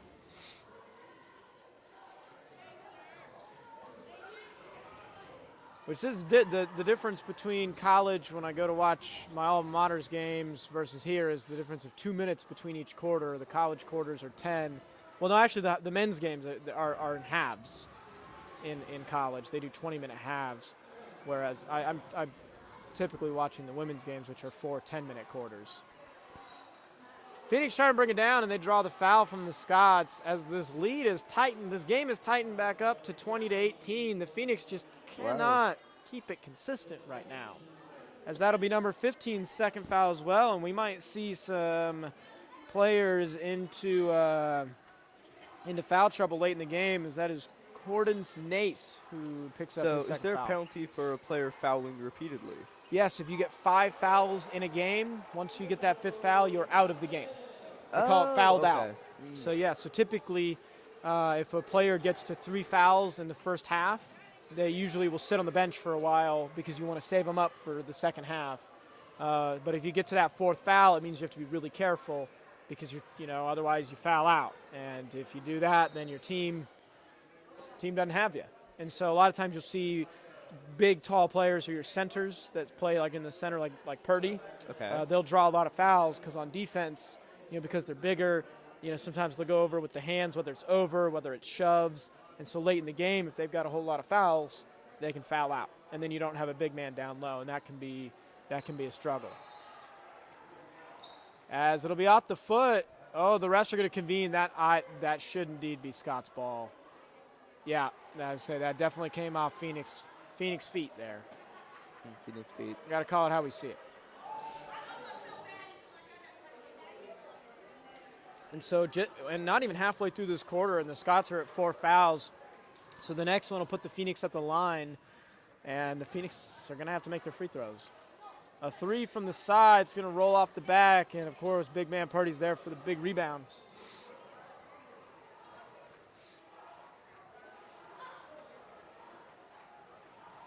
So what fouls seem like to me is it's okay to do something that's against the rules as long as you do it like 4 times instead of 5 times. So Well, are there like strategic moments to take a foul then? There are strategic moments. Like they kind of say that, you know, if somebody's going up for a shot, especially late in the game, if they're going up for a shot and you're going to foul them, you need to foul them so that they don't get the and one. Because when we call it the and one, they make the shot, they get 1 free throw for a total of, they can make up to 3 points. Whereas if they miss the shot, then it's only 2. Oh, As the Scots get a great rebound there to tie up the game, and the Phoenix need to take back control of this game as the Scots are continuing to press, almost get it stolen from them there. A big 3 from Thompson off the iron. The Scots are going to pick it up, and we've got a game here, folks. We are tied back up. Scots take a big 3 and drill it, and that will give the Scots their first lead of the half. They're up by 3 with 3 minutes, 34 seconds left to go, and Coach Battle will take the timeout for the Phoenix, and he's going to take a full timeout. This momentum is in free fall. The Scots have got the pressure on the Phoenix here, and Coach Battle's going to have to figure out what to do. I mean, this is a game. This is definitely a game. The Phoenix have got to be consistent. I mean, we've had more turnovers than we've had fouls, and I think we definitely need to make sure we're holding on to the ball, we're making smart passes, because the Scots have turned it on, where at the beginning of the game they were not able to capitalize on those moments where we messed up. Now they are, and they are punishing us. Yeah. That is not what you want to see. But no, there are absolutely times that you want to take, you know, strategic fouls. And, you know, I mean, yeah, you're breaking the rules because whether you're reaching or they call it a push or a block, whatever it may be, like if it's an offensive foul, there are definitely times where, you know, you do it on accident or you do it on purpose. But it's also a way to kind of regulate the game. It's in the same way that, like, you know, soccer has yellow cards for like warnings, and if you get 2 of those, then you get the red card and you're out. But you can also just be called for a penalty. So it's just kind of a way to, different sports will regulate the pace of the game, but also the emotion level. You know, as things get more passionate and emotional, they're more likely to foul. And you don't want anything flagrant, as they call it, or intentional or harmful. That's when it gets to be bad. No foul play. Yeah. As the Phoenix are going to try and push the issue here, and they're doing a lot of good passing here, as Williams will take it up and just drop it in. Nice little floater there to get some points, and that's what the Phoenix need. And now what they need is a big defensive stop right here. As they will settle into the zone. So we can capitalize off their many fouls. Oh, they're breaking into the man-man. Yes. So, like, we're going to want to draw more fouls to try and get us to the line sooner. So, like, you know, we might drive the ball into the paint more, because then they're more likely to foul us. And if they do, then we get to shoot free throws. And then we can close the gap if we make our free throws. Exactly. And the second chance points hurt the Phoenix once again, and that is the difference in this game, folks. You take away those second chance points for the Scots, even half of them, and the Phoenix have the lead. So the Phoenix have got to get their rebounds. And not sure exactly what the call was. I didn't see it. It's definitely indeed going to be a foul. I thought it might have been a travel at first. But they're going to call the foul, hold, and that will send us to the line. It will be a shooting foul. So, yeah, now you see the bonus light comes on for the Phoenix. Oh, okay. And that lets you know that every foul on the Scots now will result in 2 shots automatically for the Phoenix, even if it's not a shooting foul. Ooh, okay. So no matter where they foul on the court. And he'll sink his first one, cut the lead to 2. And the Phoenix are going to have to fight their way back in this, and they're going to have to show why they're such a great team. And boom, got to sink your free throws. They matter most. And they do to bring it to 1.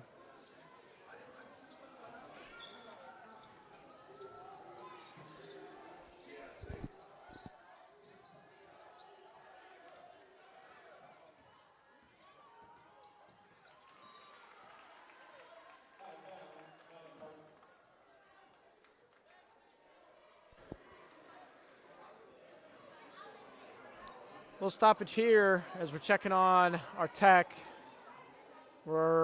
It's a big game night here, but we're a little short as on workers as the Scots will indeed draw the foul and the and 1, and that is devastating for the Phoenix. Count the basket, and the Scots go to the line.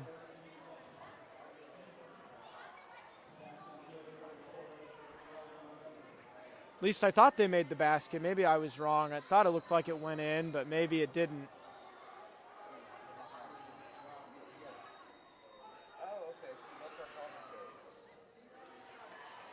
Big shout out to Gemma, watching it at home.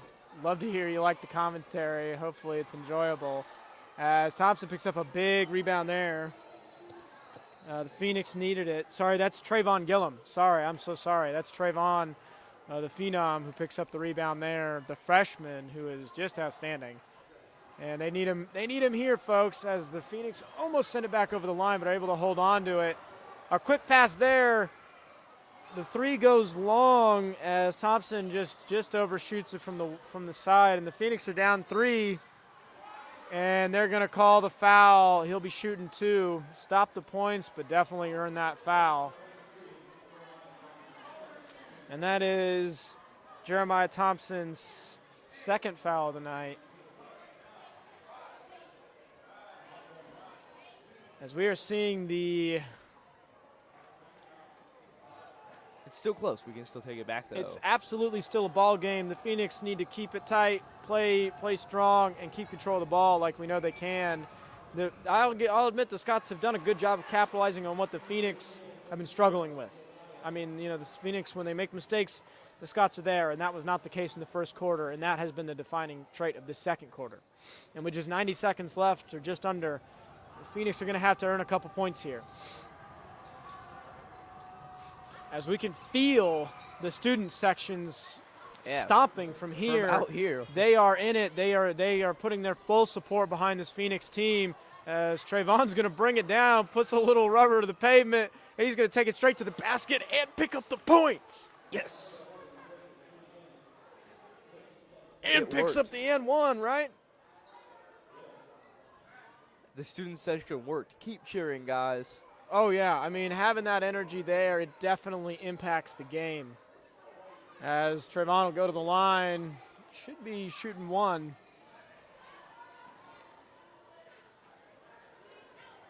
As the Phoenix are down 2 possessions here, they're going to need every point they can get. These are when your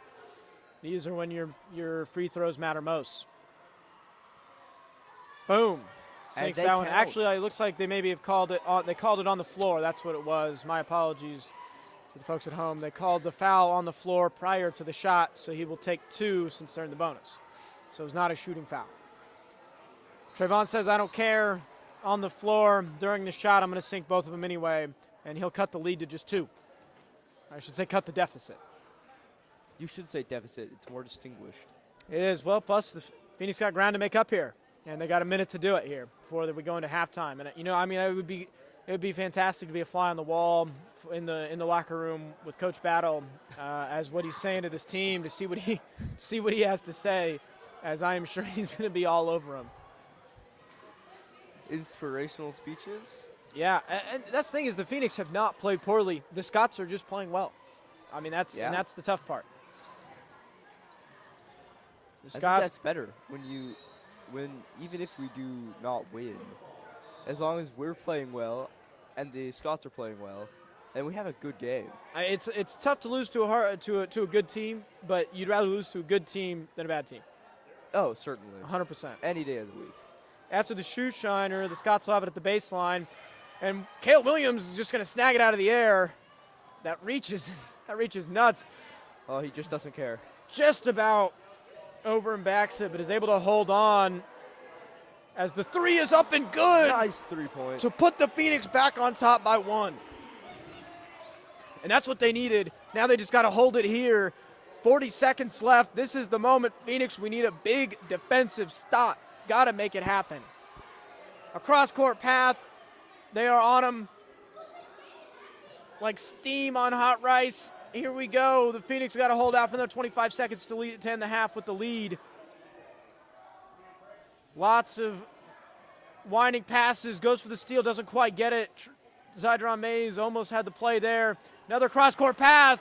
And Caleb Williams is going to knock it out of bounds there. Great defense to make the Scots have to stop and think about what they're doing. And that's going to leave just 11 seconds on the board here. And the Phoenix are definitely looking at getting possession and hopefully drawing a foul or getting some quick points in transition to extend this lead going into the half. This is an electric game, folks. They'll inbound the ball. They're looking for something. The press is on. They're going to step up for a three. Drills it right in his face. 4 seconds left. Just enough time for a wild shot. Doesn't go in. And another last-second three-point shot from the Scots to give them the lead to go into the half. Keep doing this. Wow, that was nuts. Why do they keep doing this? The Phoenix put the pressure on, clawed their way back, only to have it ripped away at the last second by a big three-pointer. And so, folks, that'll put the score at your Atchison Phoenix 31 and the Topeka Highland Scots at 33. That'll go to a 10-minute halftime. Robert, what's your big takeaway from the game so far? I mean, this has been electric for me. It has. It's been a brilliant game so far. My big takeaway is I know how fouls work now. That's my biggest takeaway. That's good. That's good. I mean, we're here to learn. We're here to grow. We're here to learn the game of basketball, and there's nothing better to do it than games like this where it's a good game. It's a heck of a game. My takeaway is absolutely that the Phoenix, they got to play their game. You know, I think they're trying to play the Scots game.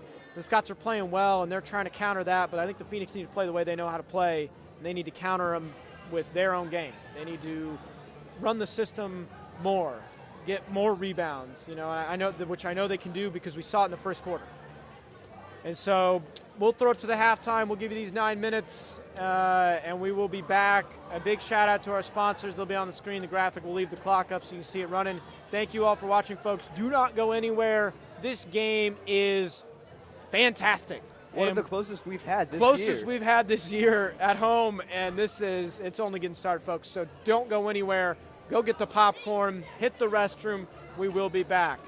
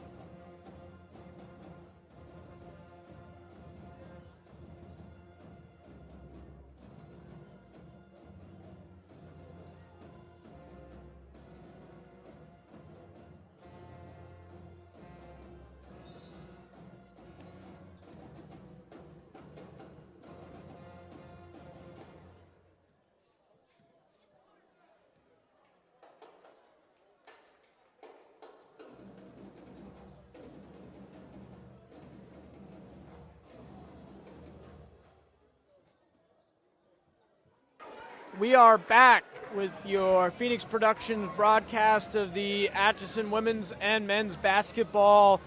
It's been a wonderful senior night. The women had a big W. The men are playing fantastic, but down 2 at the half. As we get ready to start the third quarter here, we are glad you are here. We're glad you're watching. A big shout out to everyone at home following along. And, of course, a big shout out to our sponsors. We love them. We need them. Everybody needs them. They're fantastic. But here we are again. Robert, we start a fresh half here. What do you think? I think fresh half, fresh opportunities. They say opportunity only knocks once, but I think it knocks twice, once every half. Absolutely. We can win now. Fresh start to the quarter. Robert's feeling energized. I'm feeling energized. It looks like the Phoenix have come out to play as they're making great passes here, smart passes, which is what they needed. They're running the system. Kale Williams making it look easy. His agility unmatched as he's going to step up, give it to Purdy. Purdy will dish. And of course, Zydron Mays looking for something as it gets knocked out, and it will stay with the Phoenix. Well, that's good. That means we can just try again, right? Yeah, just try again, run the play, run the system. You can see just how many people are walking by every time that scoreboard cam shakes. That's because people are walking by, because people are rumbling their feet. There's a lot of people here tonight. It's a packed house, big game. Yeah, it's one of the biggest turnouts we've seen. 100%, absolutely. This actually looks like a bigger turnout. I could be wrong, but then Royal Courts had a lower turnout than this, I think. It was definitely comparable. I mean, you guys can't see it at home, but the visitors side, when you it's visitors and also overflow for the home side, and it was packed too. So it's definitely, I would say it is absolutely comparable, if not more. So great turnout as the season has gone on. They're going to dish it wide to Williams, who will take a three. Back, bounces Thompson. Caleb gets another look at it. Instead, it will draw a travel. Wow. Williams gets called for the travel, and that'll go Scots' way. Rather unfortunate. Not what we wanted to see. But the Phoenix hold possession for a whole minute to start the third quarter. I mean, if we can burn the clock down and then just get some quick points, that'll be good. Absolutely. Tighten up on defense, get some good points on offense, and then just run it out. I mean, if we're able to hold possession here. But let's see what the Scots do. The Phoenix working a zone. I think they're playing out on the zone. They're trying to stop those long shots, those threes that are giving them trouble. As Thompson just about falls on it, but the Scots pull it away just in time. And a quick down low pass gets by Purdy. Ooh. Scores the points. But it's not a three-pointer, which is good. Not a three-pointer, making them work for those points in the paint.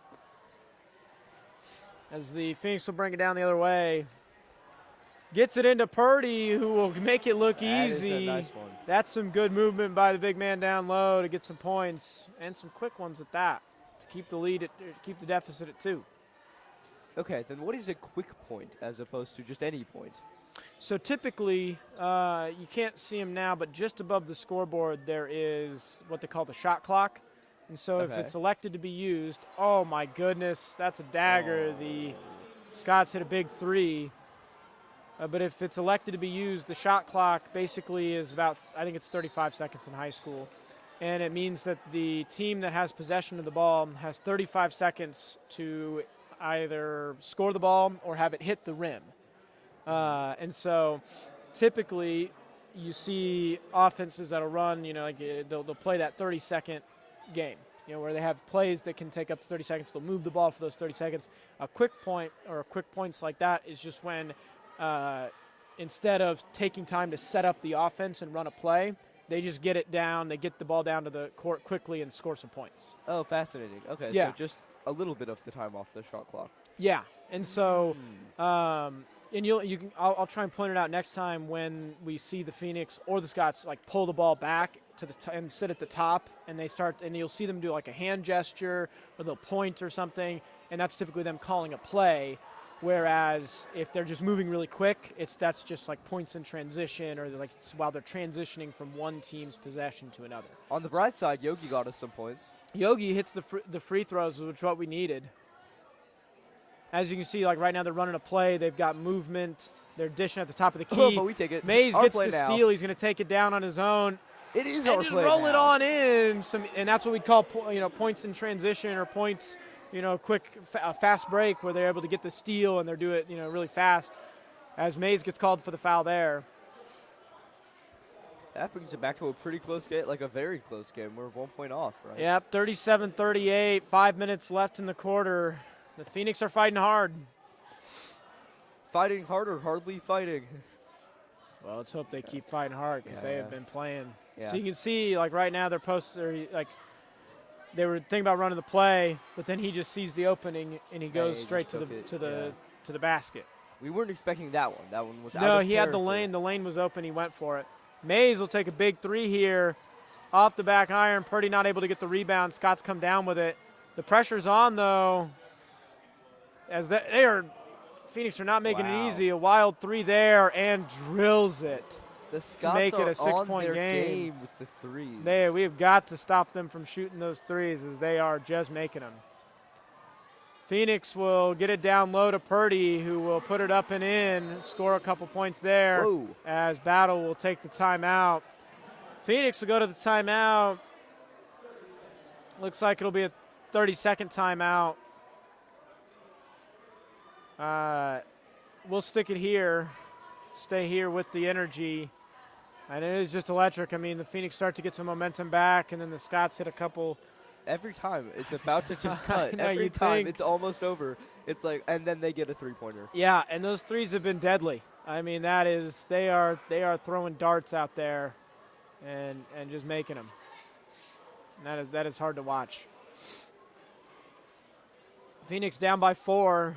I don't think we're definitely not even losing that bad though. Like we can just No. hit a 3-point, and then if they foul more, then we can get a I mean, we're free really, throw. Get yeah, some we're points really there. not. I mean, we're playing great. It's just they've been able to capitalize on every little mistake, and that's good basketball.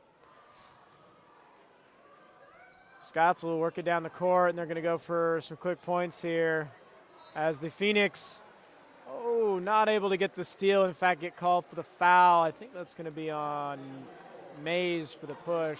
Actually, that'll be coming out. That's Phoenix ball. That's actually a is big it? play. It looks like number 4 for the Scots pulls it, gets called for his 4th foul of the night. And that'll definitely have an impact there. I thought that was going to be on the Phoenix coming out, but no, indeed that was on the Scots to give the Phoenix the ball back. Mays will go for the shot off the back iron, not able to get the rebound, and They can't get the rebound. Oh, never mind. they get the rebound, fight for those No, second they chance don't. points. No, they don't. Not able to get it, but the Phoenix No, they cannot get the don't. rebound. Finally, Purdy pulls it down. Jiminy Christmas, cut me some slack here. Phoenix have got to get a board. Whew. And the Phoenix look to run the offense. As you can see, they're starting to run plays. They're switching the ball. They're getting the movement. So you can see Purdy's calling a play here. And as they're swinging around the top, Mays cuts down low, isn't able to get the points, but Purdy gets the offensive rebound, gets another one. He's going to go up for the shot and get the foul. Man, my goodness. Whew. Yes. Those rebounds are going to matter like that. I mean, the Phoenix are making me nervous. And then that's number 10 for the Scots, pulls his 3rd foul. Mitchell on the Scots will pull his 3rd foul. So now that's 2 players in what we call foul trouble, where they've got 3 or 4 fouls before the 4th quarter. Typically, we call that foul trouble, because if they get one more, If they stay they're out on of the track, game. right? If If they stay on track, they'll be out before the end of the game. And if they're high scorers or they're good defenders, that can absolutely have an impact on the game. And so now those players have to play it safe. And the Scots have 4 fouls on them right now. That's definitely I think their draw is that they're fouling an awful lot. Absolutely. If we can capitalize off that, we probably should. I'm not sure that's an easy one to capitalize off of. I mean, I think the Phoenix need to drive the ball more, and they need to draw the foul. As we see, when they get rebounds, they get fouled. When we get those offensive rebounds, we have to get to keep getting those rebounds to make it happen. Purdy goes 1 for 1 on the rebounds to take it to a 3-point game. And the Scots will bring the ball down, and the Phoenix need a big stop here. This is going to be a big one. The momentum is neutral, I think, and the Phoenix needs something here to make it happen. The screen there, dishes it down low, little fadeaway off the front iron. Williams snatches the rebound first try, and he's going to bring it down himself. Dishes it wide for a big three off the back iron. Purdy's going to snag a rebound, gets it back into Trayvon, who sinks the points. Big money there. Absolutely fantastic teamwork there. I think all 5 Phoenix touched the ball in the play. Absolutely wild. They needed that. That's what we need to turn around. Maybe they should eat some daylight donuts. Maybe that'll give them the energy. Get the energy back. They needed it. That was truly great. As boom, there's the timeout from the Scots to try and slow the pace here as they are up by 1. 2 minutes, 21 seconds left in this quarter. They can't let us keep this energy. The momentum has shifted fully. We will take this timeout with them as it's a full timeout, and we will be right back in just 1 minute.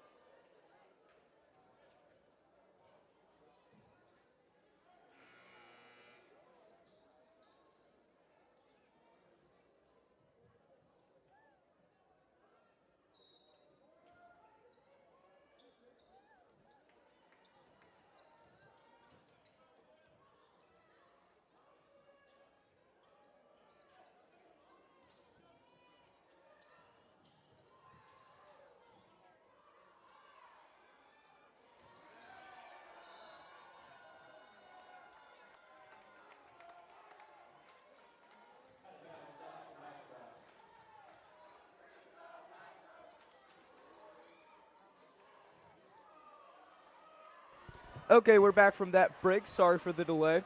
I'm missing my co-commentator still, but I have a different one. I found a replacement. I'm usually the director. I'm kind of new to this. I'm just taking over for Gentry for a second. But we're getting points. We're winning now. Maybe we don't need Mr. Gentry. Maybe we don't. He was kind of cursing us with the amount he was just talking. It's the commentator's curse. Exactly. We don't need any of that. We're winning, Gentry's Mr. Gentry, curse. as soon as you leave. As soon as I leave, we'll take back the win. All right. All right, I'm going to leave now. Finally give it back to Gentry. Maybe he can do this better than I do. Ooh, that's some nice points by the Scots, though.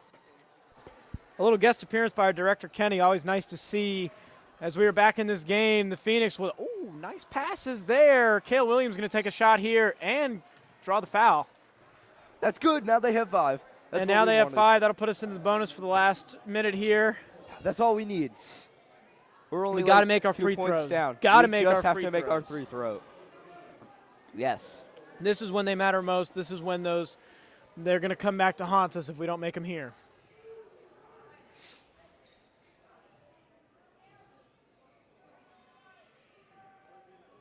Oh, off the back iron for the first one. He's going to have one more shot at it. We can't tie it up, but we can still get other points, which will help us tie it up and win. Yeah, with just 1 minute left here, we're going to have not a ton of basketball left to play with 8 minutes left after this quarter. The Phoenix need to do something here, bring the energy back, get some momentum going into the fourth quarter. As this has been a low-scoring game for both teams as he sinks the second one. Yes. Go one and one on the throws. 45-46, 1 minute remaining in this third quarter. I think we just need to shut them down. Got to shut them down on defense. A We big can block get that. there. It'll stay with the Scots, but that's a big play there. Yeah, we can get those 2 points. I think we just need to stop them from getting more. Oh, absolutely. I mean, absolutely. We got to clamp Especially down with, on with defense. the fouls and the extra points, right? So all we need to do is bait another foul. Yeah, I mean, it And then we puts us just in a win. good position that no matter, any foul is going to send us to the line. So whatever we can do, at least for this quarter, it'll reset next quarter. A long three there, off the back iron, off the top That's of a the lot of scoreboard. bouncing. And the Phoenix will get the rebound and bring it down the court. I was scared They're that gonna one look was for going to some go quick in, points. actually. Me too. I was a little worried, too, for a second. As they're not able to sink the points, and that'll send the Scots the other way, looking for some points to end the half. They're going to take a quick step. But Bounces they around. They're going to get the rebound and then fall on it, and there's the foul call. No, on us. Yeah, and that Gosh darn it. will be a baseline inbound for the Scots. Phoenix need another big stop here. They had one. They can do it again. They did it before. They did it again. We have another player in. Yeah, Foul Trayvon trouble, Gillum though. with the 3 fouls here at the end of the third quarter. As throws it long. I don't know where our camera angle is. There we It's go. over there. Big Whoa. points I hear there that's what from we Trayvon Gillum. That's what we needed. As he picks up the points with just 27 seconds left here in the half. The overthrow, he chased it down, and it looks like he drew the N1. Love So to that will see put it at their number 3, also having 3 fouls. McMillan will be at 3 fouls, and that is 3 Highland Park Scots at 3 or 4 fouls. So they've got some foul trouble there. That's a lot of and threes. That's a lot of threes. But Let's now see we're winning. Let's see if Trayvon can And we get sink more. one more, and he And does. we get more points. And that will, And now we have not a bad lead. 27 Not an seconds equitable lead. left, up by 2. The Phoenix need a big stop here. Oh no. Gotta I make it fear happen. Another. And the Scots have been known to throw up a good 3 here, but we got to see what we can do. Don't tell them that. They forgot they could do that. Let's hope. They haven't hit one in a while. They might be overdue, but the Phoenix are going to do the best they can to clamp them down. Kelly giving them a little bit of space, but staying on them. This is tight man-to-man defense from the Phoenix. They are not giving them any room to breathe. The step-back 3, wild arc, and the foul like is 10 called seconds on left. the shot. Mays cannot believe it. Thinks he got all ball. Ref disagrees. That's going to be 3 free throws Oh no. for the Scots. And that gives them the chance to take the lead with just 9 seconds left here in the third quarter. But so far, the Scots, I don't think, have been too hot on their free throws. That hasn't been their strong suit.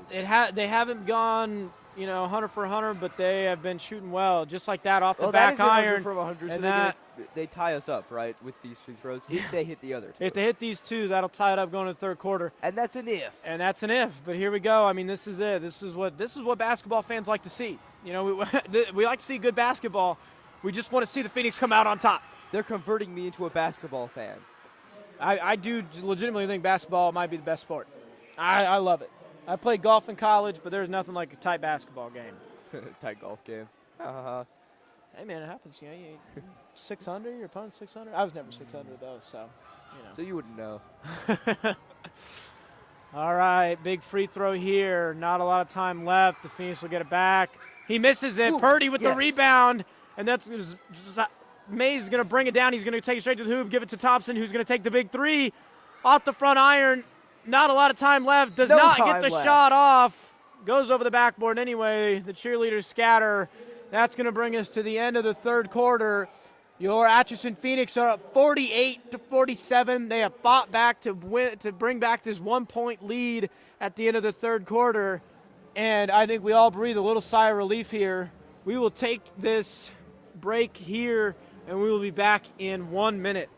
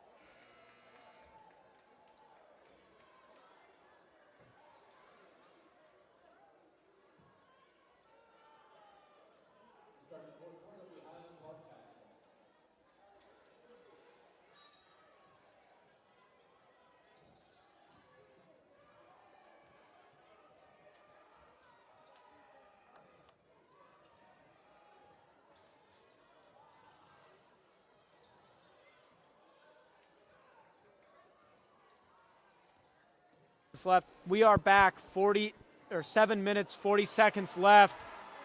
Boom! A big charge call on the Scots. That'll send it Phoenix way as we start this quarter big, as that is another Scots player with 3 fouls. Anderson, number 0. So you were right. The fouls did come back into play. It is coming back into play. It certainly will.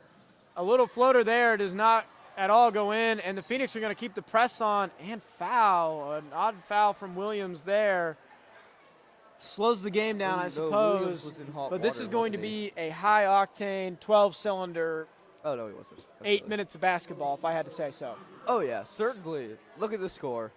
I mean, look at the game. This game is close. It is tight. This is where the Phoenix prove if they're the team we know they are. And, of course, we know they are. Oh, so yeah. thus we can win. Watch this. Phoenix playing the Just man-to-man. Not giving them a ton of space. Fearing another big 3. I think the Phoenix are on them like steam. Even Purdy's playing out. Getting the feet movement. That time they'll call the block.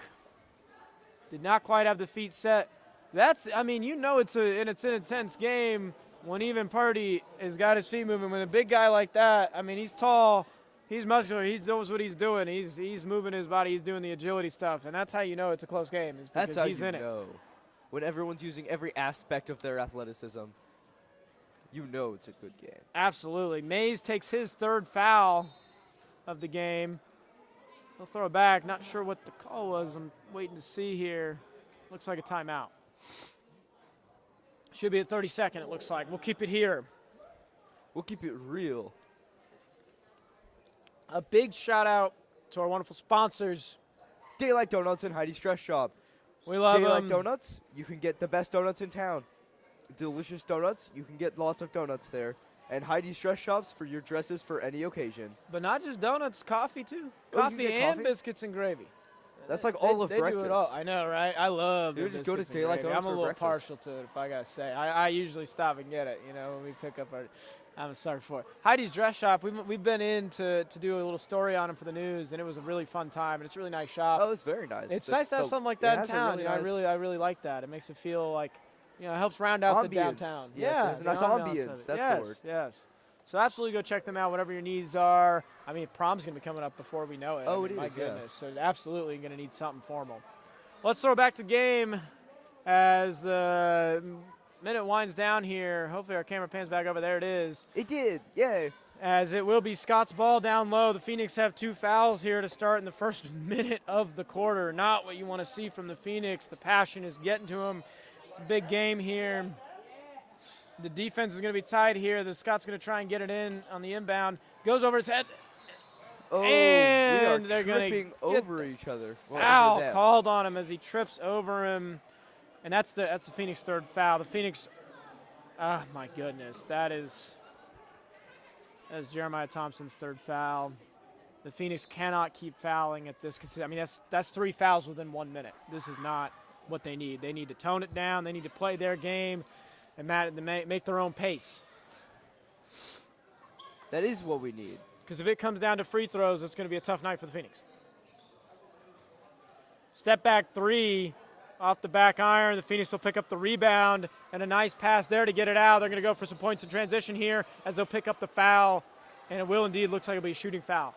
But that's good. We want them. Yeah, we want to be at the line. We need to make foul. our free throws. This is when it's going to matter most, is when we, early in the 4th quarter, we make these now. That helps set up a little bit of buffer between now and in the last 2 minutes. As, if you sink these 2, that's going to put it at a 3-point game. Just like that, he drills the first one, makes it look easy. Ooh, and we can get to a nice 50 points. That would be nice. And that is a considerably lower scoring game than we have seen from this Phoenix team typically.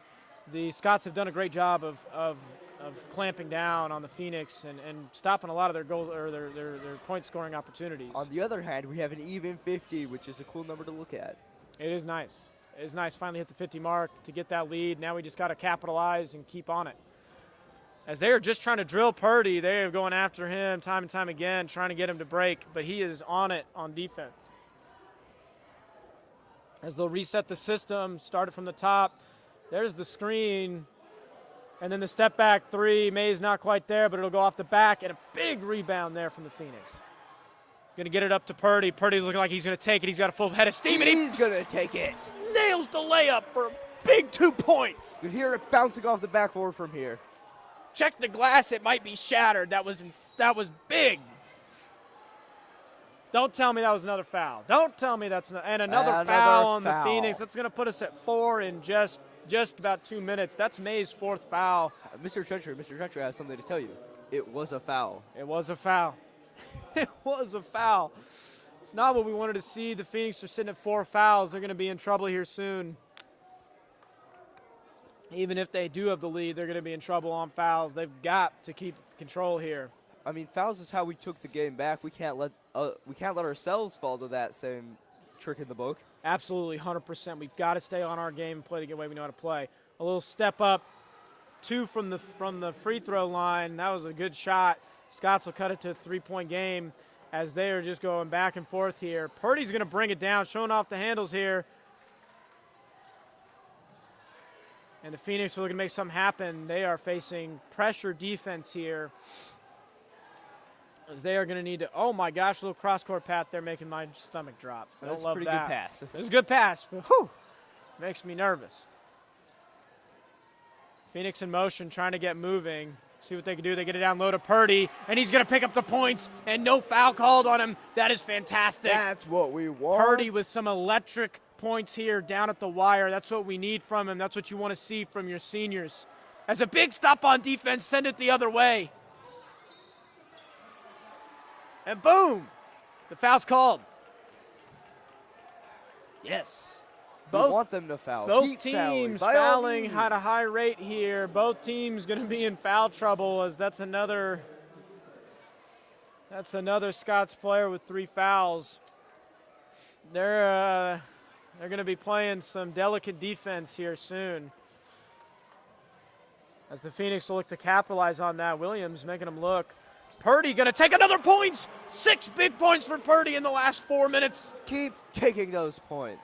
Absolutely fantastic. See the big guy down low, get there, make it happen, and earn big points at the down here when we really need him most.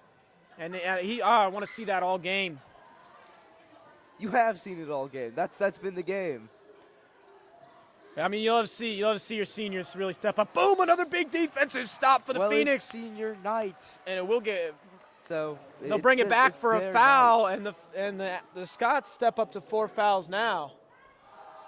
Now we're tied up on fouls. Tied up on fouls. Whoever fouls next, actually, that could probably make or break the game. Actually, I think. Absolutely. I mean, I think if we get that lead, that would happen from them getting more fouls.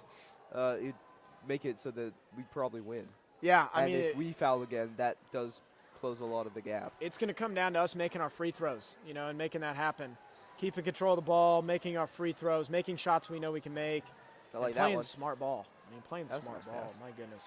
But you're absolutely right. If we're able to get a little bit of a lead here, and make our shots, keep them coming on the fouls, that's going to be big. A quick little pass inside for some easy points. And now we're looking like we have a ball game here. The Phoenix up 9 with 3 minutes 45 left to go. This is looking like the Phoenix team we know. This is what we came here to see. This is why you're watching. This is why all these people came to turn out tonight. That's what they're here for. And a foul on the Phoenix. Not sure who it's on, but that'll send them to the line. Let's see who they call it on. They're taking their time. Hopefully not. Not us, hopefully. Well, hopefully not Mays. Oh, yeah. No, it was not. Oh, wow. No, that was not on. Who? Let me double check everything. Oh, Josiah Thompson taking his first foul of the game in a sea of foul trouble. He stands with just 1 foul. He's in foul trouble, guys. Watch out. I just learned about fouls. 1 is too many. Watch out. Robert learning the game, learning new aspects. We love it. As he sinks the first free throw. You can hear the student section getting loud. Drills the second one. Puts it to 58-51. As the Phoenix are going to try and bring the ball down, see what they can do. Cale Williams is going to try and he's going to take the foul, go up strong. Yes. And we he get will be our shooting. bonus light. There we go. Yep, there you go. Just like you said, up to the line. And Oh, now we man. both have them, so So now it's we gonna have a lead, be- and it's back to being fair play, I guess. Yeah, I mean, buckle up, folks. The time of game just extended by probably another 20 minutes, given that. Yeah, The, everyone's fouled. Everyone's at fouls now. Yeah, since that every foul's sending people to the line now. And it stops the clock. We will be here a while. Yeah, it stops the clock. This is gonna be a game. It's gonna be for a while. But that's fine.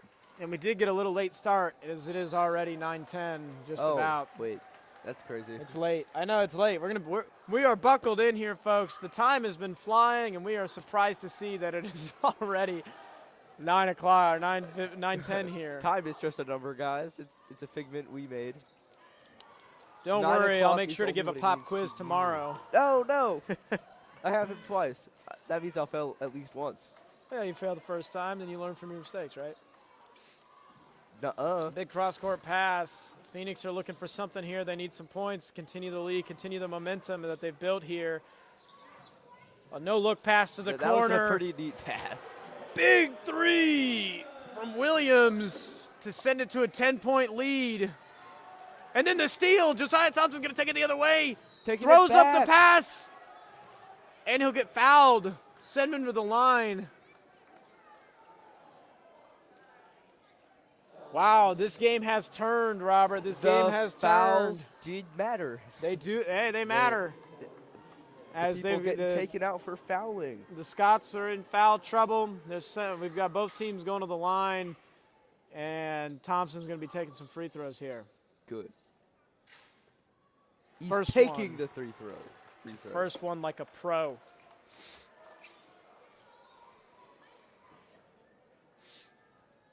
Let's see.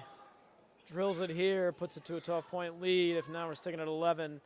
And that is definitely gives us a comfortable buffer, but they cannot get stagnant.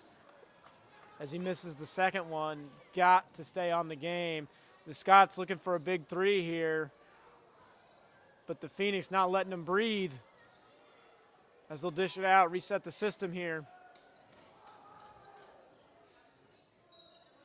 Oh, is they're going to call the foul on Purdy. So many talented people in one room. It's always like a sight to behold, really. I mean, and that's the thing that people don't understand is, I mean, high school ball, it's high school ball, but I mean, it is filled with talent and passion and drive and hard work. And I mean, a lot of people, they get disappointed when they, people they know or their children don't go on to play in college or anything, but this is still a high level, high passion sports, and that's what you want your people playing it. Oh yeah, 100%. Now, if only they'd stop getting points, that'd be nice. Right. Phoenix need to hold them here.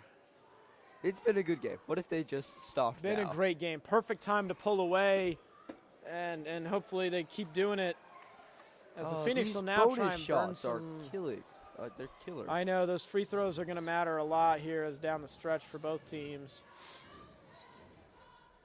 A cross-court pass gets intercepted, and the Scots will bring it down with haste. That was quite a dandy intercept, though. So. It was good. It was a good read, but called a block on the Phoenix, and that'll send him to the line.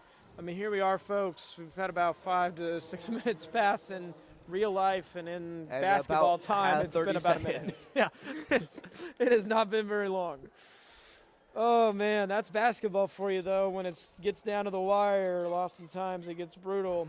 Trayvon Gillen with his 4th foul. But this is more fun, I think. I mean, In my it's fun. It's a fun game. It's a fun game, and we knew it was going to be a later night because we started late with the senior night stuff. And though we love the pageantry, it does get us off to a little bit later start, and so we end up, ending a little late. But of course, a big shout out to everyone watching at home. We wouldn't be here without you guys. So we appreciate you guys watching, following along with us. We actually couldn't do it without you. Literally. All right. I mean, yeah, you nailed it. Yeah, so, some people say it, but we just can't. Yeah. Phoenix with a lot of ball movement there as he's going to put it up and sinks it. Adds a couple points. It's going to be an 8-point ball game here. 10 points up isn't bad with only a minute 10 left. points. There you go. They updated it. 2 They're minutes good. left. 10 points left. 2 minutes left. 5-possession game.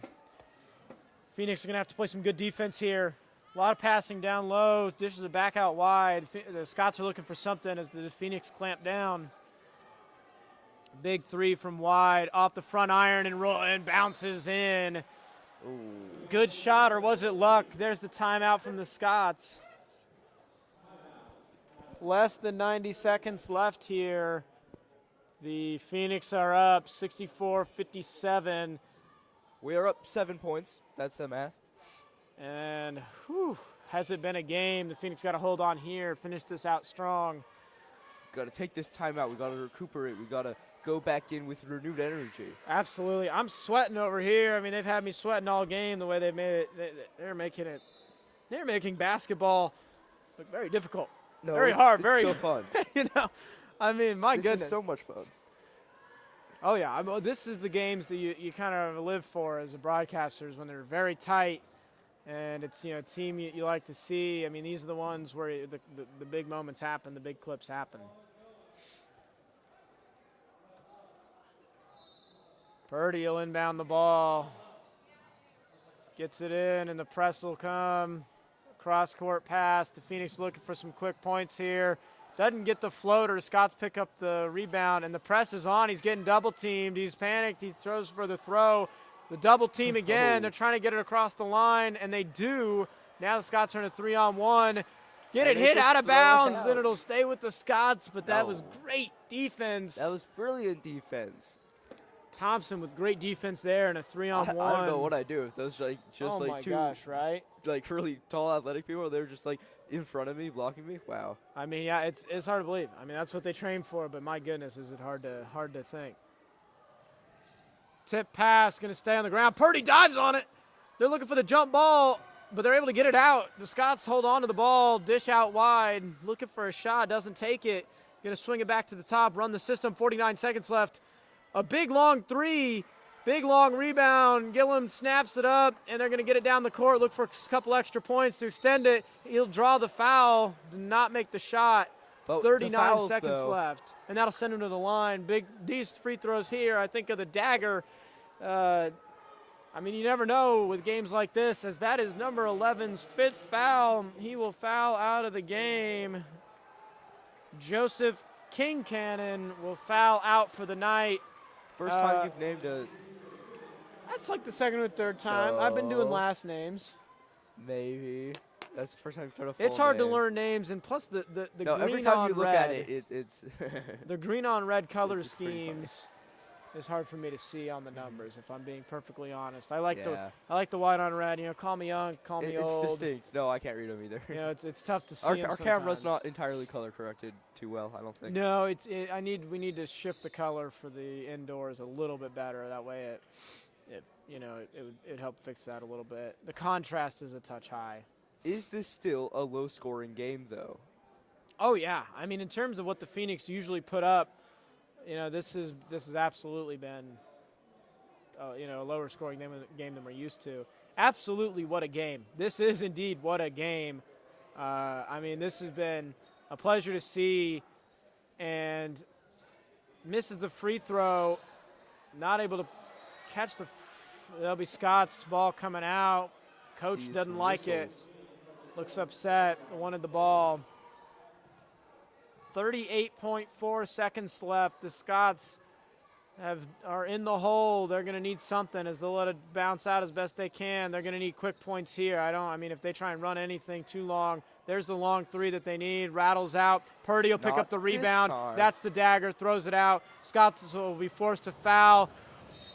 As they do. That Oh, my was a nasty foul. Nasty Oh. foul down low. You called it. Nasty foul indeed. Oh. Goes up for the bear hug, comes down. I'm glad everyone's all right. It looks like he close fingered him. Yeah. Just from what I saw, it looked like From the top ropes, that was my almost goodness. comical. Wow. Ooh, I nasty, am nasty. glad everyone's all right. Gillum just got tackled. All of a sudden, we're out on the turf playing football. As there's the points. Wait, what if we get one more point? That'd be really funny. That would be We'd indeed have a funny number. it would hit the meme. It would hit everything we'd for the have a night. funny A tight number. game, and we get the meme number as he We drills get the it. funny number. Absolutely. The student section goes wild. Puts us up by 10, 23 seconds left. The Phoenix rounding out this game spectacularly. Has been a fantastic game. Hold on here for one more possession. They're going to go for some quick points. They'll get them, but with just 15 But seconds we left. have the magic number. Inbound here, the Scots will be forced to foul. Purdy hangs onto the ball. A lob throw down low. The clock ticks down. The Scots get the steal, but it won't be enough. No, they just couldn't, right? 1 second just isn't enough time. It's just not enough time as it looks like it goes out of bounds with 0.7 A left. seventh of a second left, guys. Well, you know, they say that for basketball, I believe it is, the scientific of it is that you need at least 0.4 seconds to get a shot off. Oh, it looks like there was a foul. But the 33 on clock the clock Purdy. doesn't run when you have free throws, right? No, it doesn't when run. you But foul, like so, so- when it's in when you get possession, the Yeah. clock starts as soon as you touch the ball. They say in basketball you need at least 0.4 of a second to get a shot off. That's the minimum long does amount it of take time to foul, required. though? So if it's anything less than that, it's not enough time to get a shot off. So they have enough. Like physically. I'm not sure they could win though, because they don't have. No, two no, of them. that's not going to happen. The Phoenix are up, even if they sink that. That's still a 6-point game. That's three. That's a 7 minimum point. Oh. 2 possession game. What a fantastic game, folks! What a brilliant game. As the Phoenix will get the rebound. Purdy gets the rebound to end the game. Fantastic game. Phoenix win 67-60 as they high-five it out. A brilliant game for the Phoenix. Robert, what's the number one takeaway from the game? We have a really funny number, and fouls do matter a lot. But those They- are all foul points. They you could do say. indeed. You Absolutely. could easily say those all came from fouls. Absolutely. I mean, you count the fouls back, and that's the difference in the game. Absolutely fantastic, folks. Thank you for joining us. Thank you for watching. We appreciate you being here. We will have the band play us out a bit. We'll give enough time for everyone to round out. A great game. Thank you all for watching. One last shout out to our sponsors, Daylight Donuts and Heidi's Dress Shop. We love them. We know you will too. Fantastic game. Congratulations to both the Phoenix women's basketball team and the Phoenix men's basketball team. Kenny, leave us with the last words of wisdom to close out the night. Well, I might not have any words of wisdom, but I at least have some stuff to say about some changes we made to the channel. We will now be posting 2 nests weekly, one on Tuesday, one on Friday.